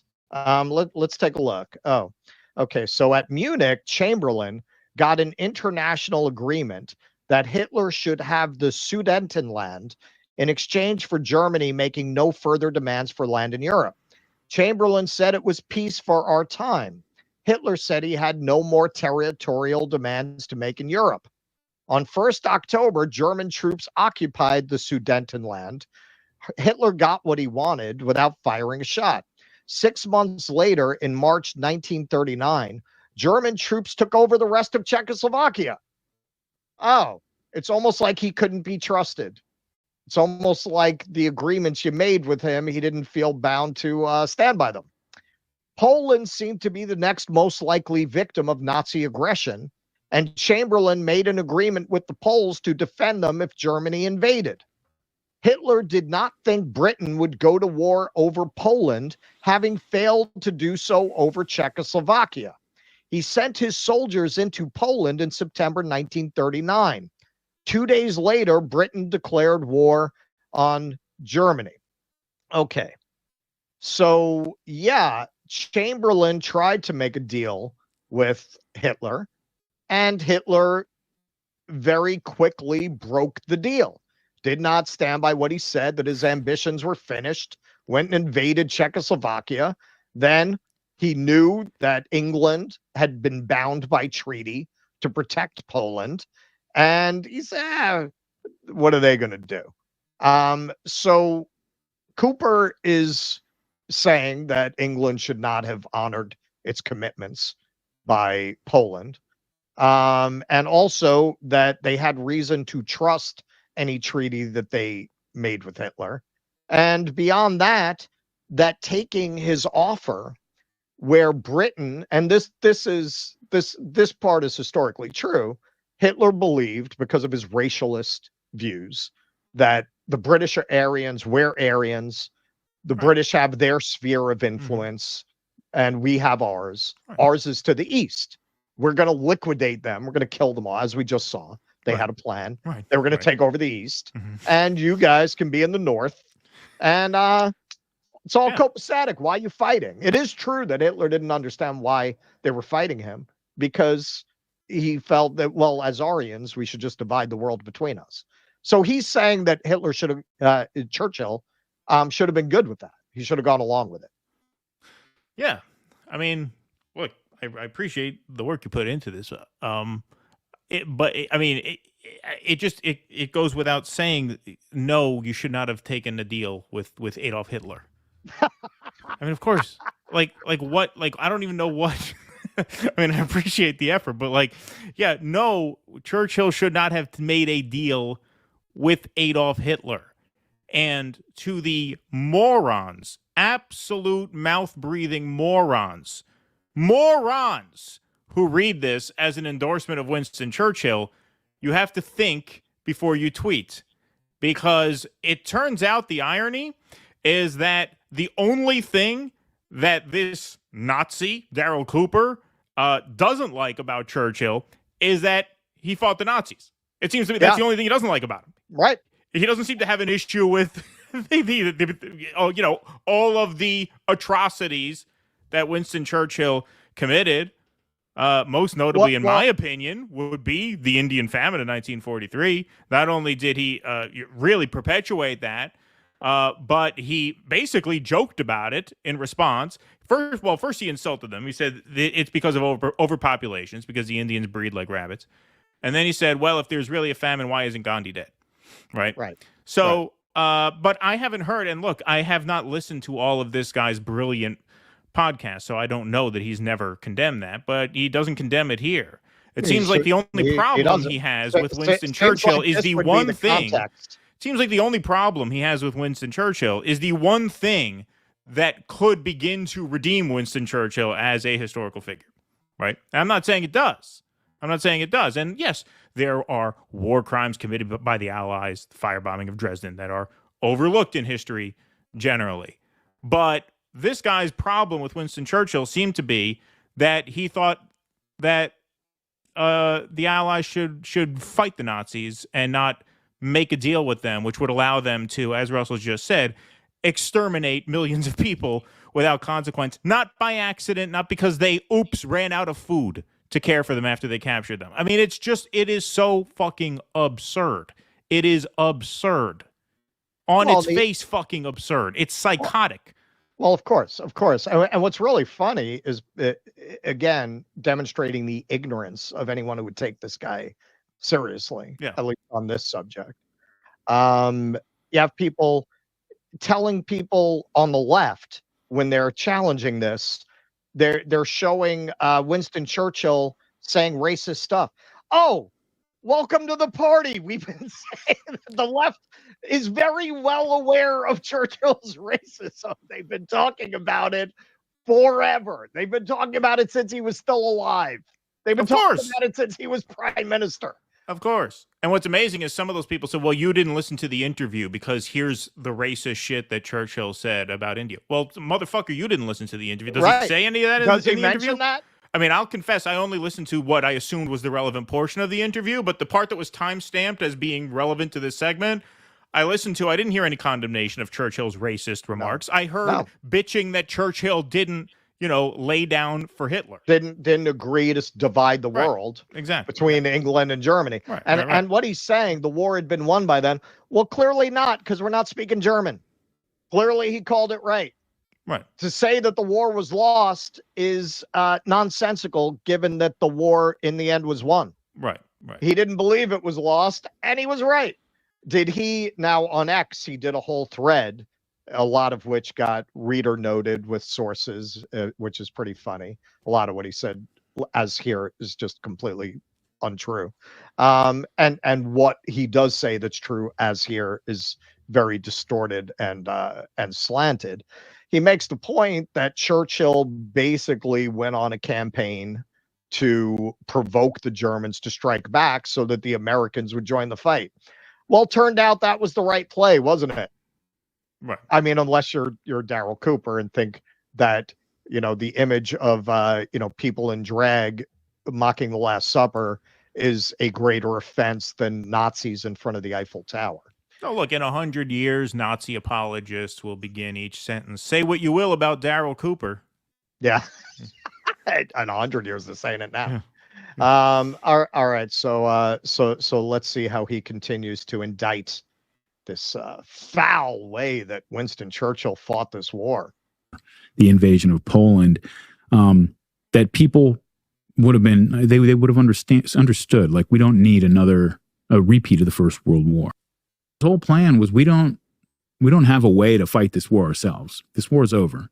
We need either the Soviet Union or the United States to do it for us, and that was the plan, and kept the war going long enough for that plan to come to fruition. And to me, it's a craven, ugly way to fight a war. Oh, you are defending the Nazis by arguing that the way that Churchill fought was craven. Okay, well, let me ask you something. is herding people into ghettos. Is that a craven way to fight a war? These are the ghettos in occupied Poland here. Germany occupied Western Poland in 1939. Much of this territory was annexed to the German Reich. Eastern Poland was not occupied by German forces until June 1941. Ghettos were enclosed districts of a city in which the Germans forced the Jewish population to live under miserable conditions. Ghettos isolated Jews by separating Jewish communities both from the population as a whole and from neighboring Jewish communities. The Warsaw Ghetto, established on October 12th, 1940, and that was, wasn't Norm Finkelstein's parents in the Warsaw Ghetto, I believe? Yeah, speaking of... You're such a fantastic moron. It's so painful. It's so painful. I would love to see a debate between those two. The Warsaw Ghetto, established on October 12th, 1940, was the largest ghetto in both area and population. There, more than 350,000 Jews, about 30% of the city's population, were eventually confined in about 2.4% of the city's total area. So is that a craven way to fight a war, Mr. Cooper? Is that craven? Because I don't hear you talking about that. When you did acknowledge atrocities by the Germans, you blame it on poor logistical planning rather than their very well-known racial ideology and plans for what the world would look like that Hitler had been writing about for decades, that very much fit what they were doing in the East. It's exactly what he said he was going to do. Yes. Okay, so to continue. But I think his hostility to Germany was real. I don't think that he necessarily had to be bribed to have that feeling. But, you know, I think he... Okay, so to explain to the un-Nazi initiated, what he's talking about are conspiracy theories that Churchill was paid by the Jews to fight the Nazis, that it was not a sincere contention. So as he often does on subjects like this, he decides to have it both ways. If you listen to his coding, the financiers and the media, he is indicating that Jews were behind it, but that his motives were sincere. That's not why he did it, but they're the ones who put him in power. So to continue. Was to an extent put in place by people, the financiers, by a media complex that wanted to make sure that he was the guy who, you know, who was representing Britain in that conflict for a reason. Okay. All right. So, Winston Churchill was the head of an all-party coalition. All parties came together in that government to fight the Nazis. It was seen as a government of national unity, not one faction. Now, there were certainly factions that were against Winston Churchill coming to power. Certainly the people who saw things as Chamberlain did, that war should be avoided at any cost. An unexplored element of why Chamberlain was so pro-peace and so many in his generation were, is he was a veteran of World War I. He had seen the horrors of World War I, and he was blinded by that to the dangers of appeasing Hitler. But, you know, there was another faction that I guess Cooper is thinking of when he thinks of factions that didn't want Churchill to come to power. This is Oswald Mosley. Any fans of Peaky Blinders will remember the character of Oswald Mosley, but he was actually a historical figure. During the 1930s, Mosley led Britain's virulently anti-Semitic fascist movement, whose street fighters, known as black shirts, were notorious for their violence against Jews and left-wing opponents. He was on friendly terms with Mussolini, and Hitler was guest of honor at his second wedding. Oh, and that wedding took place at the home of Nazi propaganda minister Joseph Goebbels. The British authorities definitely considered Mosley a threat. During World War II, he was interned as a suspected enemy sympathizer. It was widely assumed at the time that had the Nazis successfully invaded the UK, he would have been installed as head of a pro-German puppet regime. So we can't be sure who exactly he's referring to, who did not want Churchill to come to power, but certainly Oswald Mosley would have been numbered in that coalition. Anything, Keaton? Nope. Go ahead. Play it. Let's play it out. As we say. All right. So here's Tucker pretending to be stupid. And yet Churchill has been positioned and has been really is accepted as like the defender of the West over the last 100 years. Yeah. And so maybe that's, and I wonder why that is. I mean, people can certainly take issue with any factual claims you're making. I assume they're consistent with what I think I know to be true. Bullshit. Bull fucking shit. There are a lot of stupid people who sit in front of a microphone. Tucker Carlson is not one of them. I don't know what fucking game he's playing here. There is absolutely no way that Tucker Carlson is listening to this and does not know that this guy is completely full of shit. Completely full of shit. No. The hipster edgelord from the Lumineers cover band knows the real story. And it's everybody who thinks they know something about World War II. They haven't listened to this guy yet. Yes. Don't you know that? Yeah, this isn't like you need to be an expert in this subject. Yeah. Like, this is the internet. Like a bright fourth grader could knock down a lot of this stuff. Yeah. So I don't know where he's coming from, why he's indulging this, why he has this guy on his show, frankly.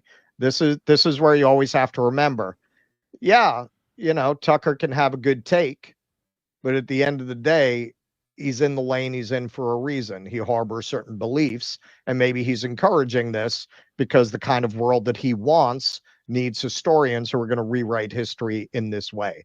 And I'll tell you, as Tucker, who I thought with some justification, has always defended himself against claims that he's a white nationalist rather than just a straight nationalist.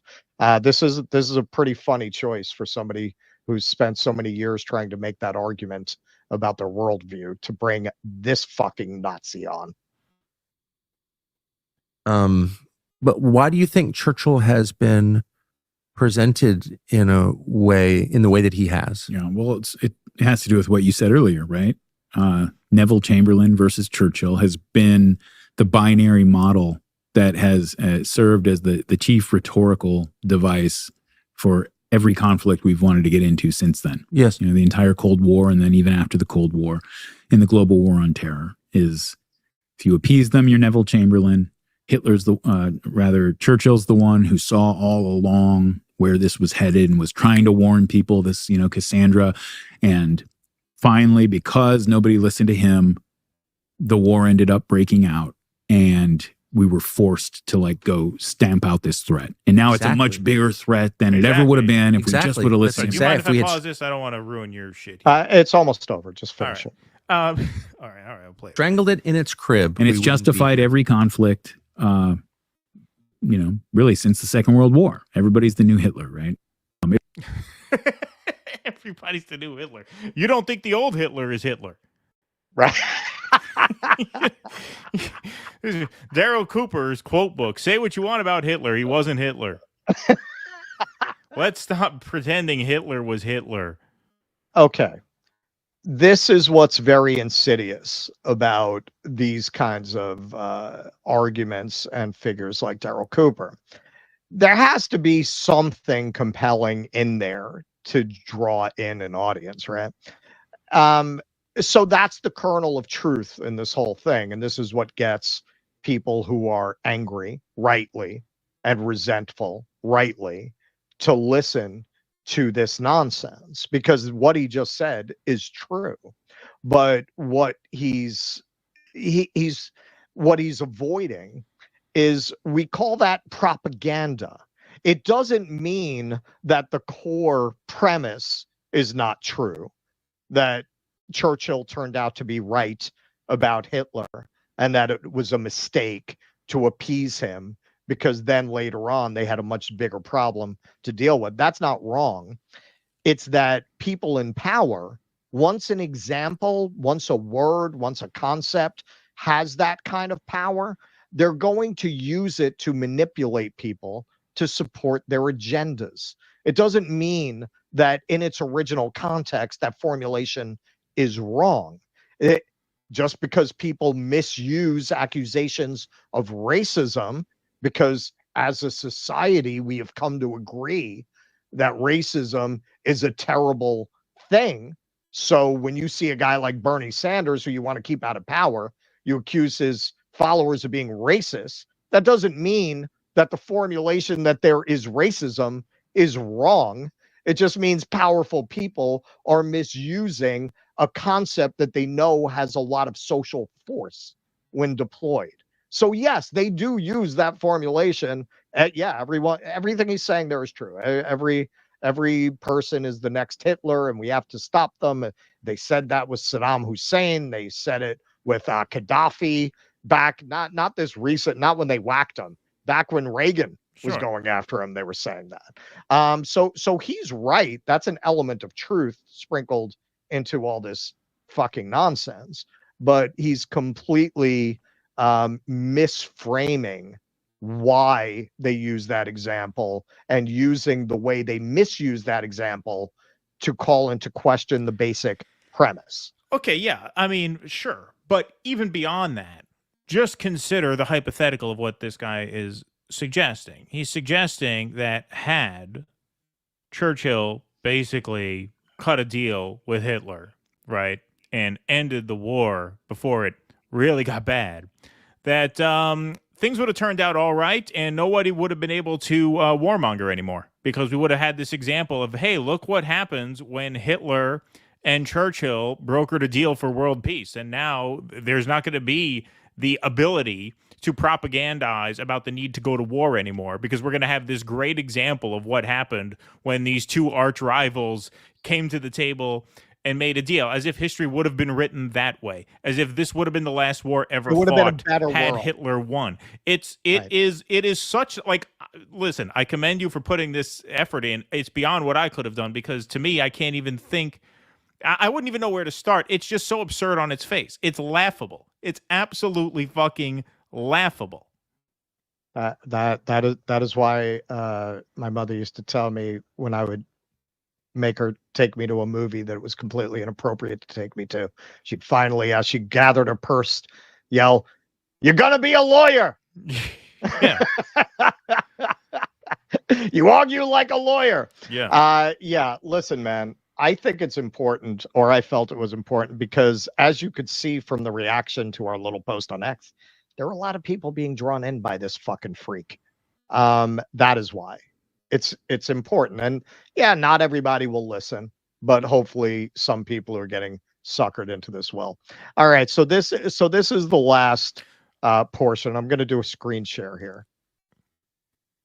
It was the one that I did about the Soviet conquest of Eastern Europe after the Second World War, and what he's talking about, the one podcast he did where he wasn't able to look at things from the point of view of the people that he was doing the podcast about. In this case, the Soviets. They did in Germany and other places, and specifically Romania, which is, as far as I can tell, like so far after 30 years of reading history books, is pretty much the worst thing that ever happened. These prison experiments that they ran in Pitești and other places in Romania after the Second World War are there's not family listening. If you really want to, the Soviets did. Yeah, the Soviet advisors were there. It was carried out technically by the Securitate and the Romanians themselves, but this was a program being run from Moscow, right? Okay, all right. So he's saying that the experiments that the Soviets did on people, and this is true, it's true, in Romania, they were testing poison gases, trying to find a poison that would be undetectable, and they experimented on prisoners. That is true, and it's terrible, and it was an atrocity committed by the Soviets, surely. This is a man who has just spent a half hour arguing that Churchill should have made peace with the Nazis and that the world would be a better place. And he's saying that this is the worst thing he's ever heard of in 30 years of reading history. I guess that he never heard of the Nazi medical experiments. Briefly, during World War II, Nazi doctors conducted as many as 30 different types of experiments on concentration camp victims. They performed these studies without the consent of the victims, who suffered indescribable pain, mutilation, permanent disability, or in many cases, death as a result. At the Nuremberg doctors' trial, which brought 23 German doctors to trial immediately after the war, prosecutors found 15 defendants guilty of war crimes and crimes against humanity. 7 were hung. Here are some of the most notorious experiments. Now, we're not going to go through all of these, but just one of the most infamous, the twin studies. In an effort to find ways to more effectively multiply the German race, Dr. Joseph Mengele performed experiments on twins at Auschwitz in hopes of plumbing the secrets of multiple births. After taking all the body measurements and other living data he could from selected twins, Mengele and his collaborators dispatched them with a single injection of chloroform to the heart. Of about 1,000 pairs of twins experimented upon, only about 200 pairs survived. And speaking of poison, researchers at Buchenwald concentration camp developed a method of individual execution by injecting Russian prisoners with phenol and cyanide. Experimenters also tested various poisons on the human body by secreting noxious chemicals in prisoners' food or shooting inmates with poison bullets. Victims who did not die during these experiments were killed to allow the experimenters to perform autopsies. Well, they ran out of food by accident, so they thought that would be the more humane they thought way it would be the more treat them. humane Yeah. way to treat them. And that article also gets into how to see how people would respond to high pressure. They would put people into pressure chambers until their brains exploded. So so that's not the worst thing you read in 30 years, or maybe you missed that part the way that you missed the whole plan for the East that Hitler had been talking about since he wrote Mein Kampf. So predictably, he says in the beginning of the interview, this is like a sacred cow to talk about Churchill, and people might come after me. So intellect and great scholar that he is, he feels that now his thesis is proved by the backlash that he's gotten on X. The emotional incontinence of people upset about my Tucker interview is proof of my point about the sacred nature of the World War II mythos, and has done more to weaken the narrative than anything I could have said myself. So thanks, guys. I couldn't do it without you. You fucking moron. This is like somebody going on a show and saying, listen, when you say that black people had it better as slaves, it's like a sacred cow. People are going to come at you. And then when they come at you, go, see, I was right. That proves I was right. The fact that this completely sick, deranged, ahistorical, counterfactual nonsense that I spewed with a host who, for reasons we can only speculate on, didn't in any way push back and only sucked my cock through this entire fucking interview. I got backlash, so that's it. I win. I'm right. Owned. Triggered. Owned. You're triggered. I win. Hey, I'm not upset. You upset? I'm not upset. It's like that scene in Sopranos when Paulie and Silvio go to the hotel, and the Hasid says, "What are you doing here? You embarrass yourself." He says, "I'm not embarrassed. You embarrassed?" No. Yeah, exactly. I'm not exactly. I'm rather invigorated. Yeah. So listen, on a serious note, I just want to say this because we do have some viewers who are surprised that we had this take. I don't know why. I don't know what we've ever said that would indicate to you that we support Nazi propaganda, but I hope this segment has disabused you of that notion. Listen, let me briefly. Yeah, some of you guys, I think Ukrainian Nazis are the only ones you hate. Those. Okay. In all seriousness, let's get real for a second here. Everyone who is anti-establishment is not good. Okay, the hippies thought that. That was why the hippies embraced the Hells Angels.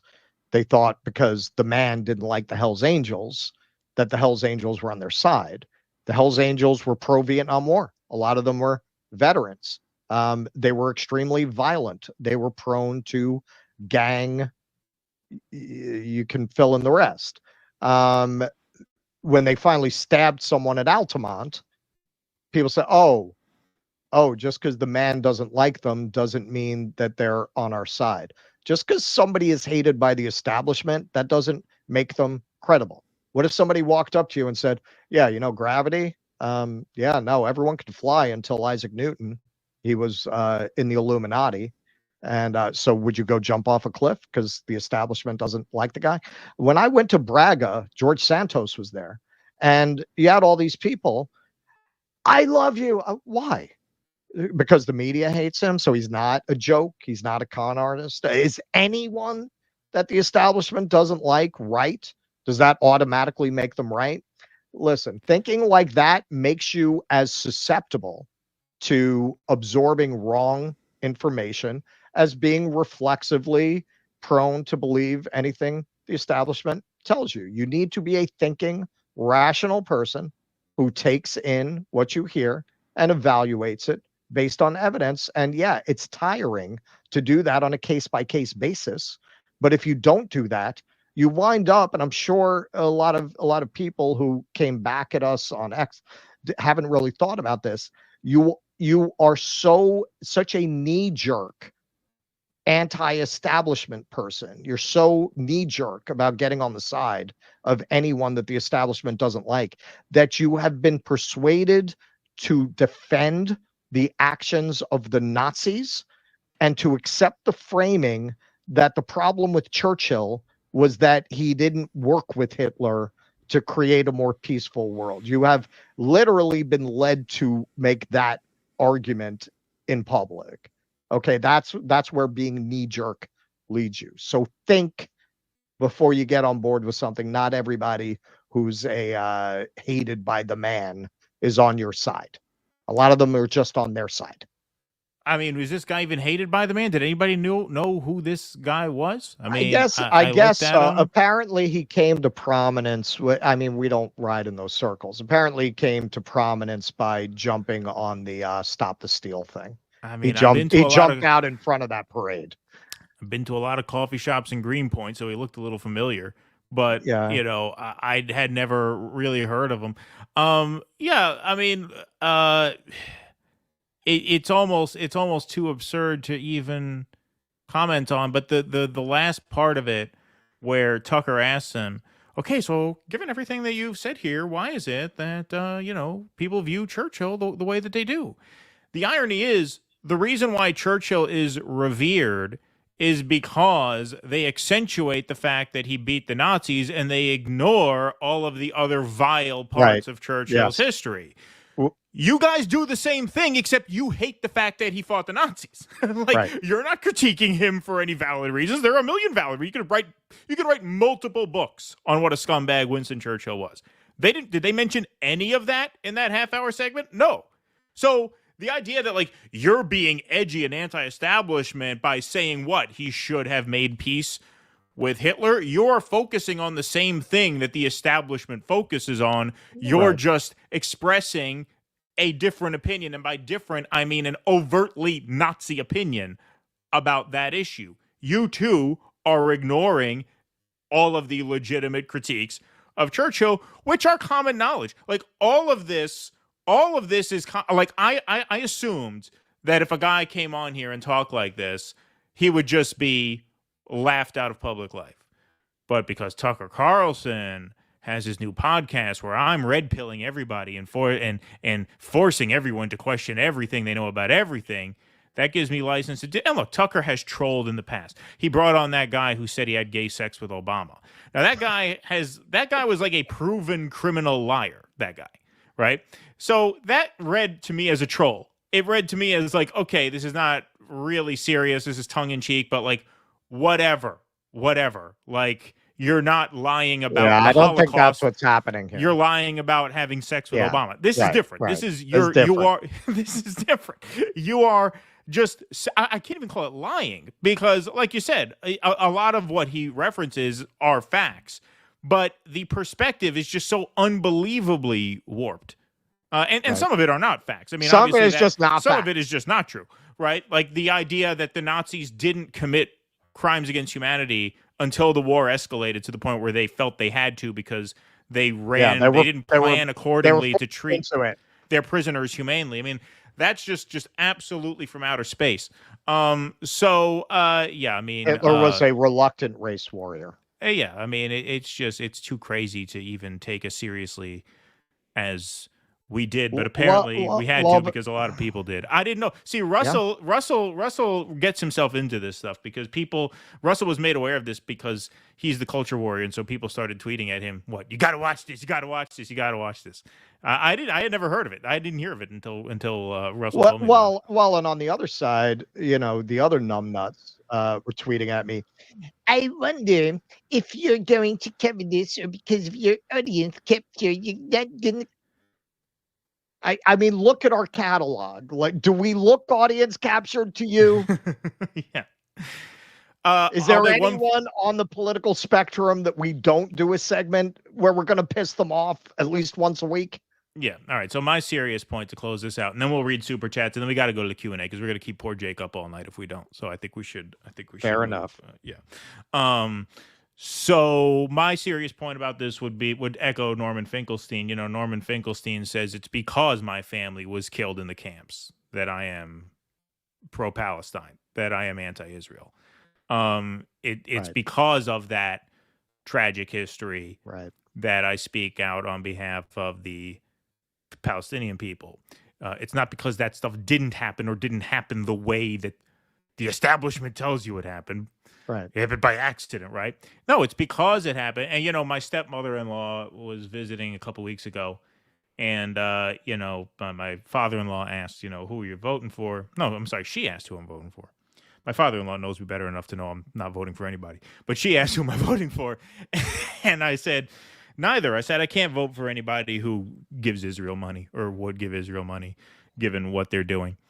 And she said, she's kind of an apolitical person.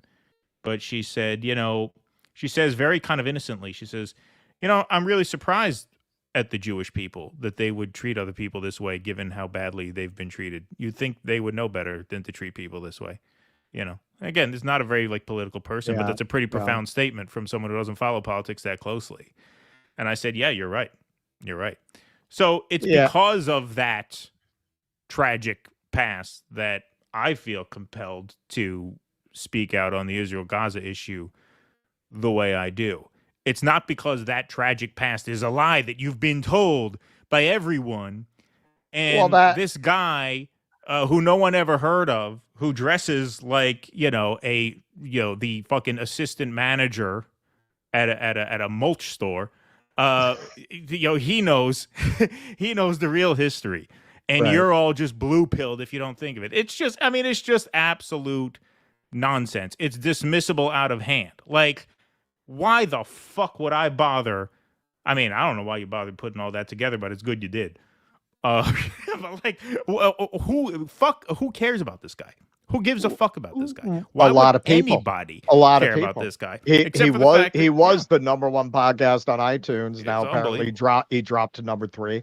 So a lot of people. It's and amazing. hey, man, as well-known 2 live Jews in this space, we have a special obligation to speak out on this, especially because we know that sometimes you get anti-Semites who like to watch us because they think because we're speaking out about Israel, we're confirming their views, and they assume that we're down with shit like this.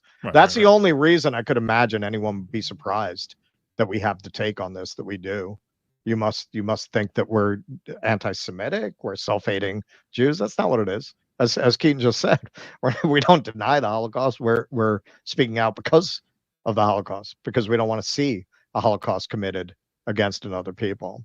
And you know, as I said earlier, and I just want to reiterate, some people were saying they enjoyed this series and once again, I ask you, do you know enough about that subject where you enjoyed a series by this creator that you would know if what you were being told is true? Because I don't think it's very likely that someone could have a take that is this completely divorced from reality on one subject and have fidelity to reality on other subjects. Look, I used to watch John Oliver, and some people say, yeah, he just did a good segment on Medicaid, and that may be true or maybe not be true. But speaking of Jill Stein, after his segment on Jill Stein, I never watched him again because I knew how untrue the things he was saying was. And I saw how much conviction he said it with. At that point, how can I ever watch him again? Because I'll never know what you're saying that's true unless I personally have as much knowledge as I had about Jill Stein to know that what he was saying was not true. Same thing with this. I mean, at that point, once you've seen, why would you listen to anything this guy puts out? But well, that's I mean, the other that's thing. That's up to you. That's the whole other breed of moron of, you got to listen to his podcast series. No, I'm sorry. You've had your 15 minutes of fame on the Tucker Carlson show. You made an idiot of yourself. I do not then owe it to you to go listen to 30 more hours of you. You had your chance to make your case and represent yourself on a big stage. You shit the bed. That's it. That's it. No, you're not worth my time. Oh, listen to his 25-part series on this. Well, you think I have your kind of time? Is that what you think? Yeah. You think I have as much time as you do to Yeah. listen to 25 hours, 26 hours, you know? And notice this, it was timestamped at the beginning of this, the Israel-Palestinian conflict. They didn't talk about it at all in this podcast, as far as I know. They talked about it. He talked about the process of making his podcast. I still don't know what his opinion is on it. So, yeah, I mean, that was quite something.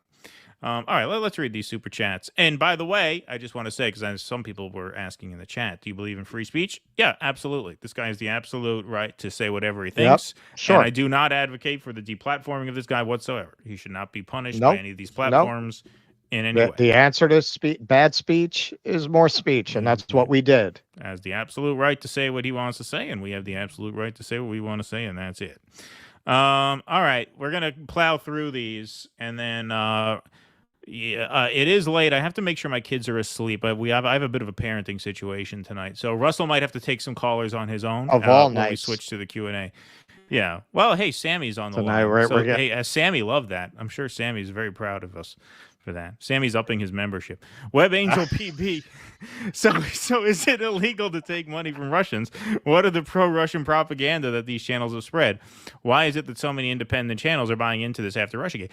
I mean, look, I think you're right. Like, honestly, I don't see what the crime is. Like, if we have a First Amendment, people are allowed to talk. Why is the opinion or the pumping up of an opinion considered interference? I don't really understand it.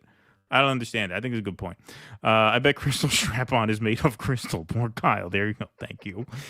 Highbrow audience here. Keaton Russ, don't get bent. People. Don't get bent out of shape with Kyle the Cuck. Everyone knows who wears the pants in the family, and the 6 cases of Astroglide. Kyle's sore ass is a dead giveaway. Man, you guys are brutal. Mr. Adwa, 1896, thanks for the $20. Long live DD. Love you guys from Ethiopia. Fuck Egypt and Zionism. There we go. Beautiful. Thank Rock you. on, Ethiopia. Thank you. Hey, big round of applause for Jake in the booth tonight for hanging out with us here. Miserable Lib, thanks for the $2. Just chipping in. Another couple bucks for real. Truth-telling indie media like you guys. Also a patron. Thank you.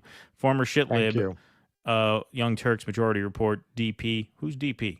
Pacman. Oh, yeah. Double wow. penetration. Wow. Oh. Yeah. David Pacman. Yeah, you were in there pretty deep. Viewer, I'm so glad to have seen the light. Thank you very much. Appreciate that. John M. in Minnesota. In 2016, there were pink pussy hats and signs. If Hillary had won, we'd be at brunch. What will Trump win in 2024?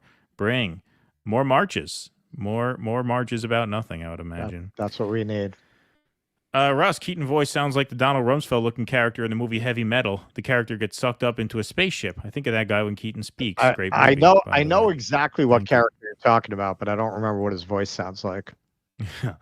Let's see here. No doubt Alan Alda is at least an octoroon. Elizabeth Warren says so. Thank you. Oh, you need to Pay bills. We are in a capitalist society, capitalist world, and life costs money. Don't justify running on treadmill. I have boycotted USA products except your show. You must have morals. Thank you, Old Stoner. Appreciate that very much. Russ, glad to see you're still with us. The migrants are taking over NYC. Yeah, he survived. But don't worry, Cash is on the case. Yeah, Cash Jordan. There you go. Cash Jordan. I feel you. All right, let's go over I here. I have to watch his show to know what parts of town to avoid because he's so on the money. There you go. Cool Blue, thanks for the $4.99. Tweet by Javon A. Price. I never thought I'd see the day where the Democrat Party turns on a Kennedy and embraces a Cheney. Yeah, there you go. Thank you, Cool Blue. Martin Hogan for $10 says, I don't like the fact that the show Veep has turned into a documentary. Thank you, Martin Hogan. Sarah, thanks for the $10. And another $10 from Sarah. Mid-Coast Mainer here. Russ, you do a scumbag CIA tour of Mid-Coast Maine, where I am. The low-level CIA retire to Bethesda, mid-level to Florida, but the really top men retire to Maine. Is that true? Wow.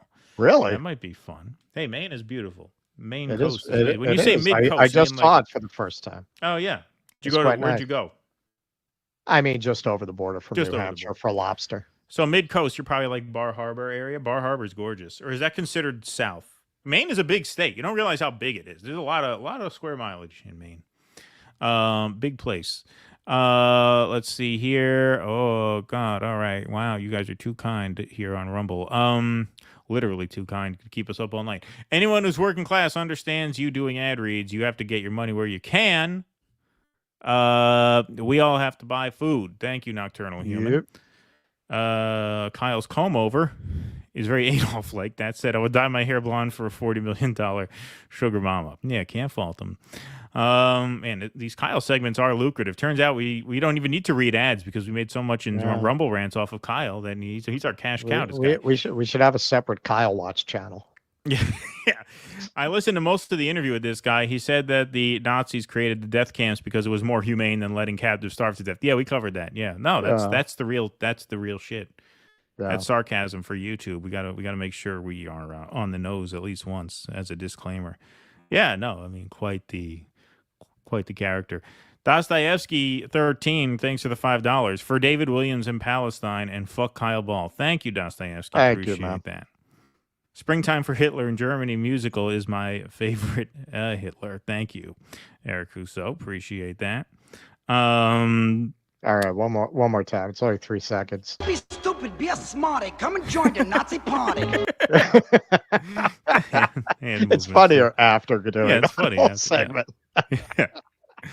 You'll love his next research project. Paul Pot was misunderstood. Thank you. Yes. A 35-part podcast series that you're stupid if you don't listen to. You know, you're blue pilled if you don't listen to. You're that. blue pilled. You're blue pilled. It's pathetic, really. It's sad. This guy with absolutely no discernible credentials, he knows the score. Yeah. Exactly. He's got hey, listen, man. Credentials are not everything. But I prefer a guy like Norman Finkelstein, who is actually trained, who goes off the reservation. Like that. That's the ideal. Right. He actually knows how to do research. He's actually going to primary sources. He's actually been trained in how to do this kind of investigative research in history. But he told the academic world to go fuck themselves. Like he says at the beginning, these people like Doris Kearns Goodwin, and again, it's a straw man. Yeah, those people are establishment propagandists, reinforcing this pleasant American myth of Lincoln's team of rivals and, this shit that the Meet the Press people want to hear. But that doesn't mean this guy is credible. Yeah, no, of course. Russ, best producers, first or second? Best West Side Story, first or second? I mean, first in both cases. That's first not even. First. It's a no-brainer. Easy one. Pierogi Warfare. I like that screen name. De Gaulle said Churchill was cursing at the sky for Germans not sending bombers in response to bombing German cities. Churchill responded, when the Americans see London burning, they will save us. Okay. Churchill's a fascist. I believe it. Yeah, he said, quote, we slaughtered the wrong pigs aiming at USSR. The Dulles brothers supported and funded the Nazi party. Yeah, once again, Yeah, once again, this is a left critique. It's neither here nor there. None of this is new to people on the left. Yeah, They've we been saying understand. this for a very long time. Hey, Operation Paperclip. We brought a lot of the Nazis here. Yes. Yes. Yeah. We're on the left. We're not pro-Nazi. Where do you think Unlike this guy Darry came Cooper. from? Yeah, where do you think he got here? Yeah, exactly. I mean, like, none of this is a retort. Like, none of this. It's neither here nor there. It's irrelevant. This guy didn't say any of that. Did this guy say any of that? No. The only thing they don't like about Churchill is the one thing that might go a few inches in the redemption arc of Churchill. That's the one thing they don't like him for. The one good thing he did is the thing they don't like. The only thing they don't like, apparently. All the critiques of Churchill that have been out there forever, he didn't mention one of them. No, not one. Didn't mention a single one. Yeah. So they're actually more pro-Churchill than we are mathematically. Actually, Hitler wasn't a Nazi. He was actually Hamas. Just ask any leading Israeli historian. Thank you, Urskill. Appreciate that. Nazism is a national outcome of Western 19th century European thought made into a caricature of evil. This allows everyone to pretend the Nazis were somehow freak one-time accident. Ken Texican, thank you for the $10. Bluto Belushi and Animal House rallies the troops in response to Dean Wormer dropping the big one. Was it over when the Germans bombed Pearl Harbor? Tucker's guess is ever the historical Bluto. Thank you. I should have put that on the soundboard for tonight. Yeah, see, Russell thought this would go over bad. I said I didn't think so. Reet and Cussel, scratch a liberal and a fascist bleeds, jack off an American, and they'll agree capitalists should have allied with the Nazis, not the communists. Well, that's the thing. It's also just like vicious anti-communism. Just like extreme unhinged anti-communism. To the point where, like I said, I mean, it's so obvious I didn't even find it necessary to point out, but I guess this guy has a following. Complaining Zionism and Judaism. What? I'm going to do 2 hours with Buck Angel and I won't give half an hour to a Nazi? Yeah. I mean, next week he'll bring on a guest that says, hydration is really not as necessary as the establishment wants you to think. You really don't need to drink water. We've been told. You should actually rub sand on your tongue. Yeah, right, exactly. Conflating Zionism and Judaism along with the actions of Israel giving rise to true anti-Semitism. I believe a new Hitler will rise. Also, Alan Alda does voice acting in the World War Z audio book. Well, thank you, Devanes. Appreciate that. Does he? Mac Truck, thanks for the $10. Hogan's Heroes, General Burkhalter commented on the crappy cigars offered from Colonel Klink. Hogan said he could get them Cuban cigars. Klink to Burkhalter, maybe we should invade Cuba. Thank you for that. P. Walker, Winston Churchill was just a typical European aristocrat at the time, arrogant, filled with a sense of unwarranted superiority, who had no regard for anyone below his station. Thank you for that, P. Walker. Appreciate that very much. Mac Truck, thanks for the $10. 1960 sitcoms. Who said those weren't useful? Wait until I roll out my Gilligan's Island wisdom. Thank you very much. Eric Rousseau, I've been to Dachau when I was in the Army in the 80s. This dude is a fantastical moron. Soundboard drop now. It's so painful. It's so painful. Yes, thank you, Eric Rousseau. Gravity's bullshit. Newton fucked us all. Isaac Newton was actually sleeping inside the tree. The apple didn't fall from the tree. A wind blew, and it hit him in the side of the head. It's actually everybody. There are a lot of paintings from the Renaissance. Everybody's flying until Isaac Newton tells them, no, you can't fly. There's gravity. And everybody just one day fell to the ground. And that's it. It's all of a sudden a great stigma around flying. My real name, not surprised when Tucker didn't push back on this guy. I was surprised when JD didn't push back on Rob Jeno Schneider's Islamophobia talking points. Yeah, people are really pissed about that Rob Schneider. I didn't see watch that Rob Schneider thing. Apparently that guy, he used to be an affable guy. He was the pizza guy in Big Daddy. I liked his role in that. Yeah. My real name. Yo, did you see the what's it called? Did you see the that Jewish director at the Venice Film Festival? She made a good pro-Palestine speech. We should have covered that tonight. We'll cover it Tuesday. If the death camps were just a consequence of bad logistical planning, it doesn't bode well for our future in the FEMA camps. Yes, heck of a job, Brownie. Thank you, my real name. Before John Oliver bashed Jill Stein, he encouraged Americans to troll Nicolas Maduro on Twitter. He also wanted people to troll the governor of Chechnya about his cat. Interesting. You guys have good memories. My real name, the producers gets better with age. Thank you, my real name. Appreciate it. The producers is still very funny. Oh, the original Gene Wilder. Yes. Zora Mistel. Interesting tidbit for that Canadian Nazi story. Supposedly the Nazis were hid from the Ukrainian Waffen-SS, and so there's pressure from the Ukrainian activist groups not to release the names. Interesting. Thank you, Noah. Appreciate that. Let's see here. Okay. SB, Haas thinks the JQ, all right, is being replaced by Islamic Muslim question on the far right. It's on his last stream on Kick. Your thoughts? I mean, I don't know that they are as intentioned in that way. I think they are chauvinists, and they view their way of life as superior. And they obviously view their way of life as being under attack, and they think that that gives anyone defending the West a license to defend it with little to no regard for civilian casualties, innocent bystanders. I don't know if they are as specific in intent as that. But, interesting question. Not going to say he's wrong. Haas could beat the shit out of me, so I can't say he's wrong. Like present Israelis, 1930s Germans had no sense of humor. People with no sense of humor take the wrong people seriously. Thank you. Fadista, thanks for the $5. Well, I mean, look, there was also the same kind of degradation of the working class, frankly, in pre-Nazi Germany that exists here. That's how demagogues come to power, right?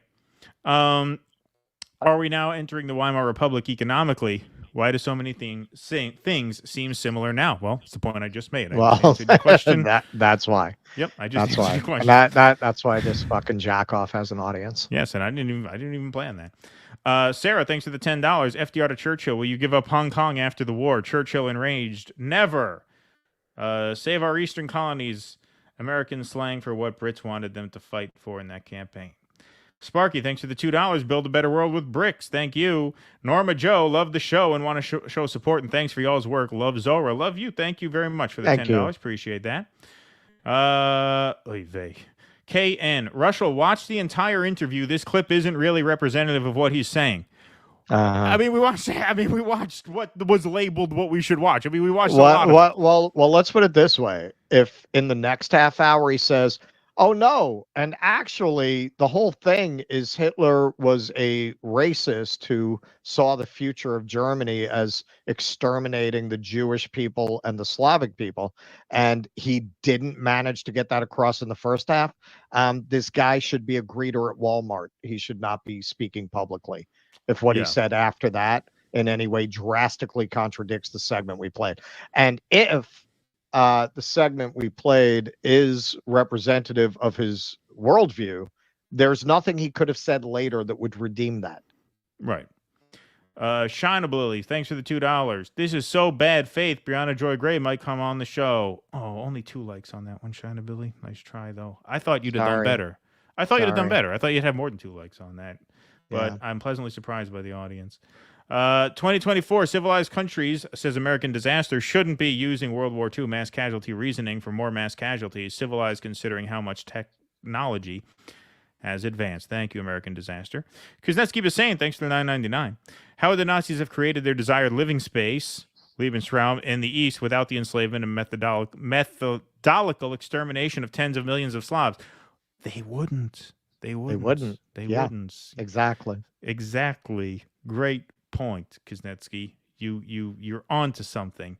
That is a great point that, only, 750 million people have stumbled upon in the past 40 years. And don't get me wrong, I know what you're at. I know your intentions are good. I'm not being sarcastic at you.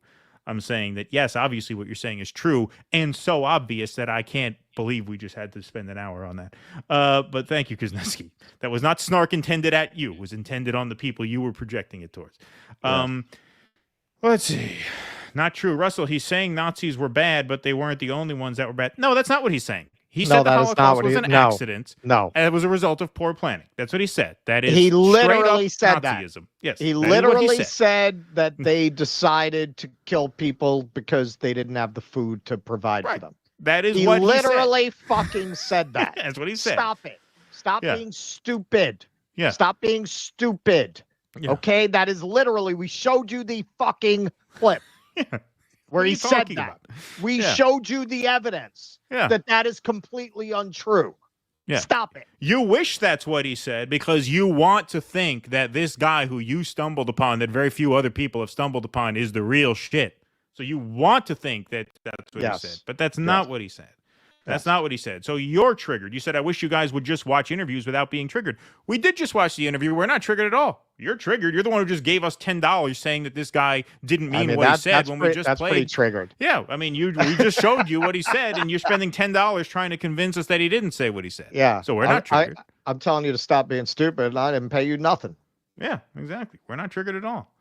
The Nazis are looking for a living space in 2024 in the Middle East. That's true. Joel, thanks for the $4.99. I think guys should interview the guy. Yeah, that would be a lot of fun. Think you'd be surprised that there is nuance to what he says. Paint him as a racist, just like CNN.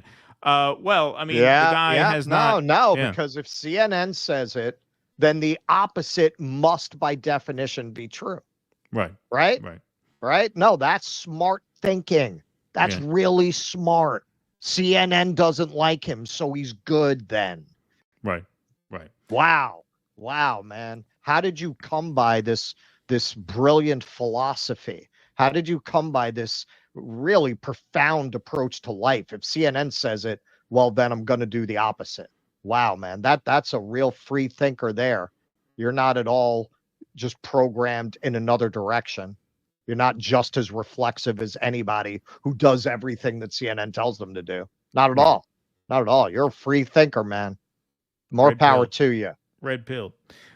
Samuel Bruce, thanks to the $9.99. Russell Doppler versus Dave Smith. I listened to Dave give a glowing recommendation of Cooper and the interview. Part of the problem versus due dissidence. Well, he's fucking wrong. I mean, whatever. I mean, I like Dave Smith, but I mean, that is idiocy. That is absolute idiocy. I mean, to the point where, like I said, I mean, I'm repeating myself now. I don't even know why it is necessary to refute what that guy said. I mean, it's literally I hope these chats are telling you why. Then why did Chamberlain give guarantees to a military junta regime which also committed pogroms against Jews? Thank you, Death. That's a good name. Thank you, JM, for the thumbs up. Appreciate that. JM, keep doing those $2 thumbs up consistent. I like JM. Kuznetsky Bassane, thanks for the $9.99. In the first 3 months of the war in the East, the Germans took 3 million Soviet POWs, most of whom died from disease exposure, starvation, and murder by camp guards. That is correct. Shina Billy says Keaton admits he can't handle nuance that triggers. Not triggered. Yeah, that's $4 you've given us so far to tell me that I'm triggered. We've done better. Listen, I pretty much talk to this guy every day for like 5 years. This guy could not have less fucks to give. If Keaton had less fucks to give, it would create a black hole in the center of our universe. I used to fight with Russell for having too many fucks to give. He did, said, well, and then he rubbed off on me. I started to give less fucks. Sarah, thanks for the $10. No way to fight a war. This guy has no idea about war, history, and strategic geopolitics in history. Hitler knew full well that he'd fight England eventually, since he was influenced by Napoleon. Yeah, no, he did not. Well, there's that too. Yeah, that too. There's, the guy is talking about this like he got his understanding of history from a game of Risk. Yeah, I mean, I didn't realize we had this many blue-pilled people in the audience who thought Hitler was bad. Western Allied POWs in German hands were treated accordingly to the Geneva Conventions, but not Soviet POWs. Thank you, Kuznetsky Bassane.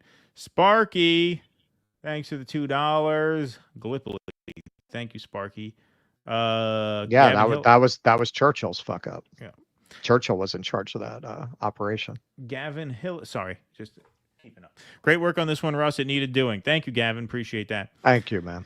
Stu, thanks for the $5. Why don't you go? Hey, Gavin, why don't you go learn the real shit? Stu, thanks for the $5. He's not usually a history revisionist and a Nazi apologist, I swear. Yeah, no, you got to listen to 25 more hours of him.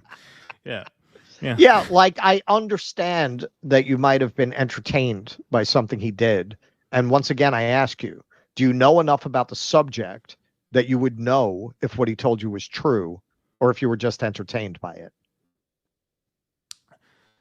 Anyway, I don't want to keep repeating myself. We'll never get out of here. Jake is going to go on strike. Yeah. Sparky, thanks for the $5. Tucker is often seemingly naive. He didn't know enough about Ukraine war to get the most out of his Putin interview, for instance.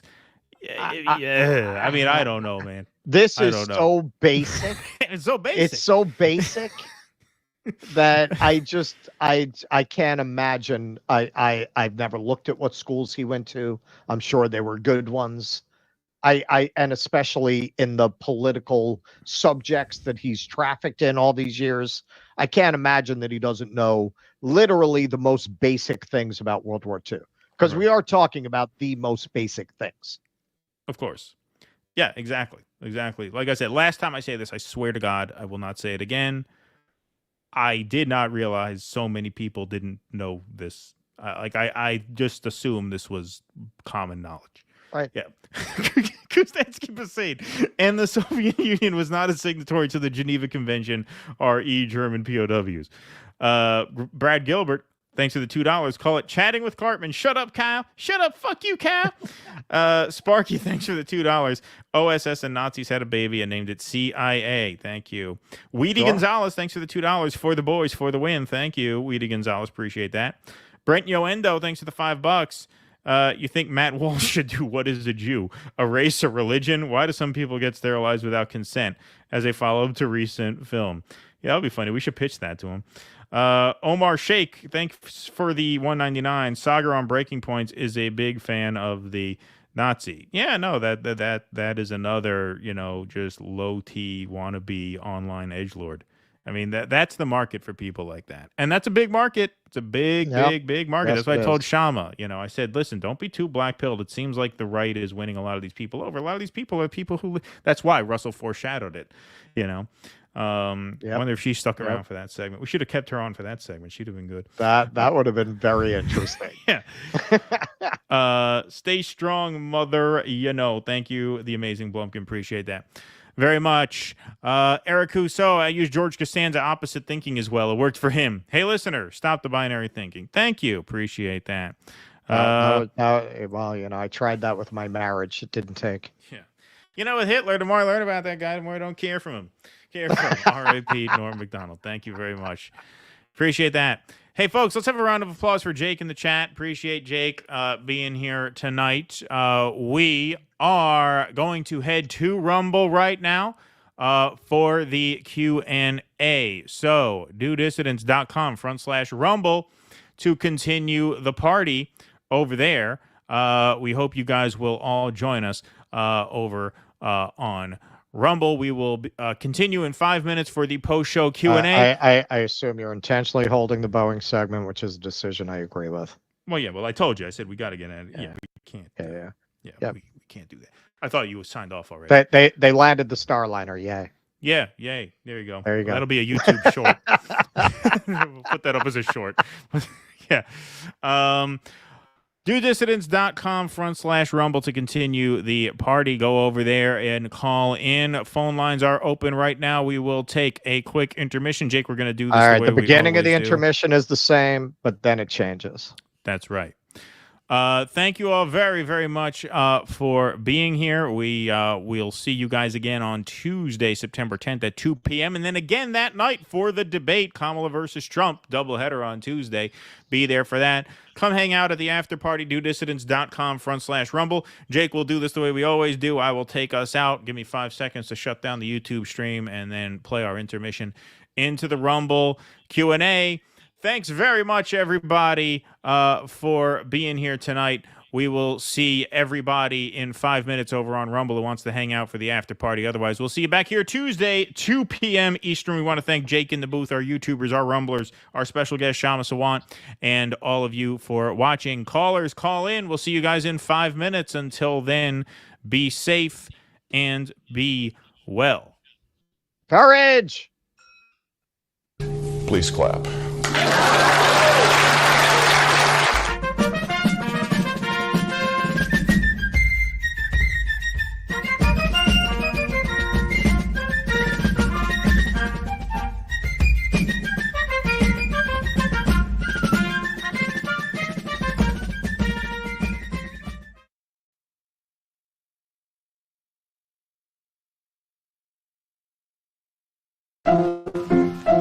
Let's all go to the